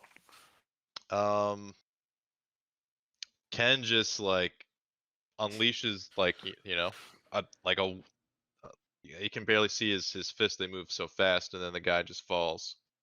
All right. And Ken looks to the rest of them. He says, "If you keep following us, you'll end up just like him," and then runs away. Okay. Tries to run away. And as you try to run away, B is going to take a disadvantage attack against you. Yeah. Let's see. So aren't these the guys who have the sword that does like 4d6 damage or something? Does a 16 hit? Oh, that hits. Okay. This is potentially very painful. So there's the piercing damage, and here's the poison damage. God So damn it, 5 Ken. So go ahead Ooh. and make a Constitution saving throw against that poison damage. and 24. And then Yes. a Constitution save. Constitution save is for the 24 to see if it's full or half. Oh, It's going 11. to be full Okay. in this instance. All right. That's fine. That's fine. Ken's fine. He's down to 24 HP. He's Okay. got stabbed as he, killed that guy. Now he's gonna run away. Gotcha. I got 90 feet of movement, so let's see. Right this is only like 30, and I guess I'd catch up to Juan and say, Which way we going? Juan would point in the direction toward, or motion, very, sneaky like in the direction of the lady. Ken would run right up next to her and still has 20 feet left. Where are we Yeah. going?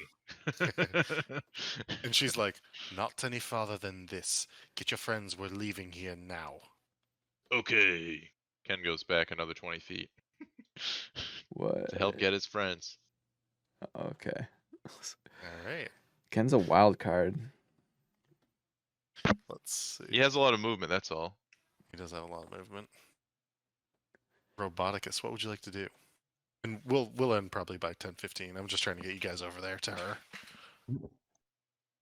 I guess I'm just gonna keep running away. I think I can get to here with the dash. 10, 15, 20, 30, 35. That was only 35 feet, I would say.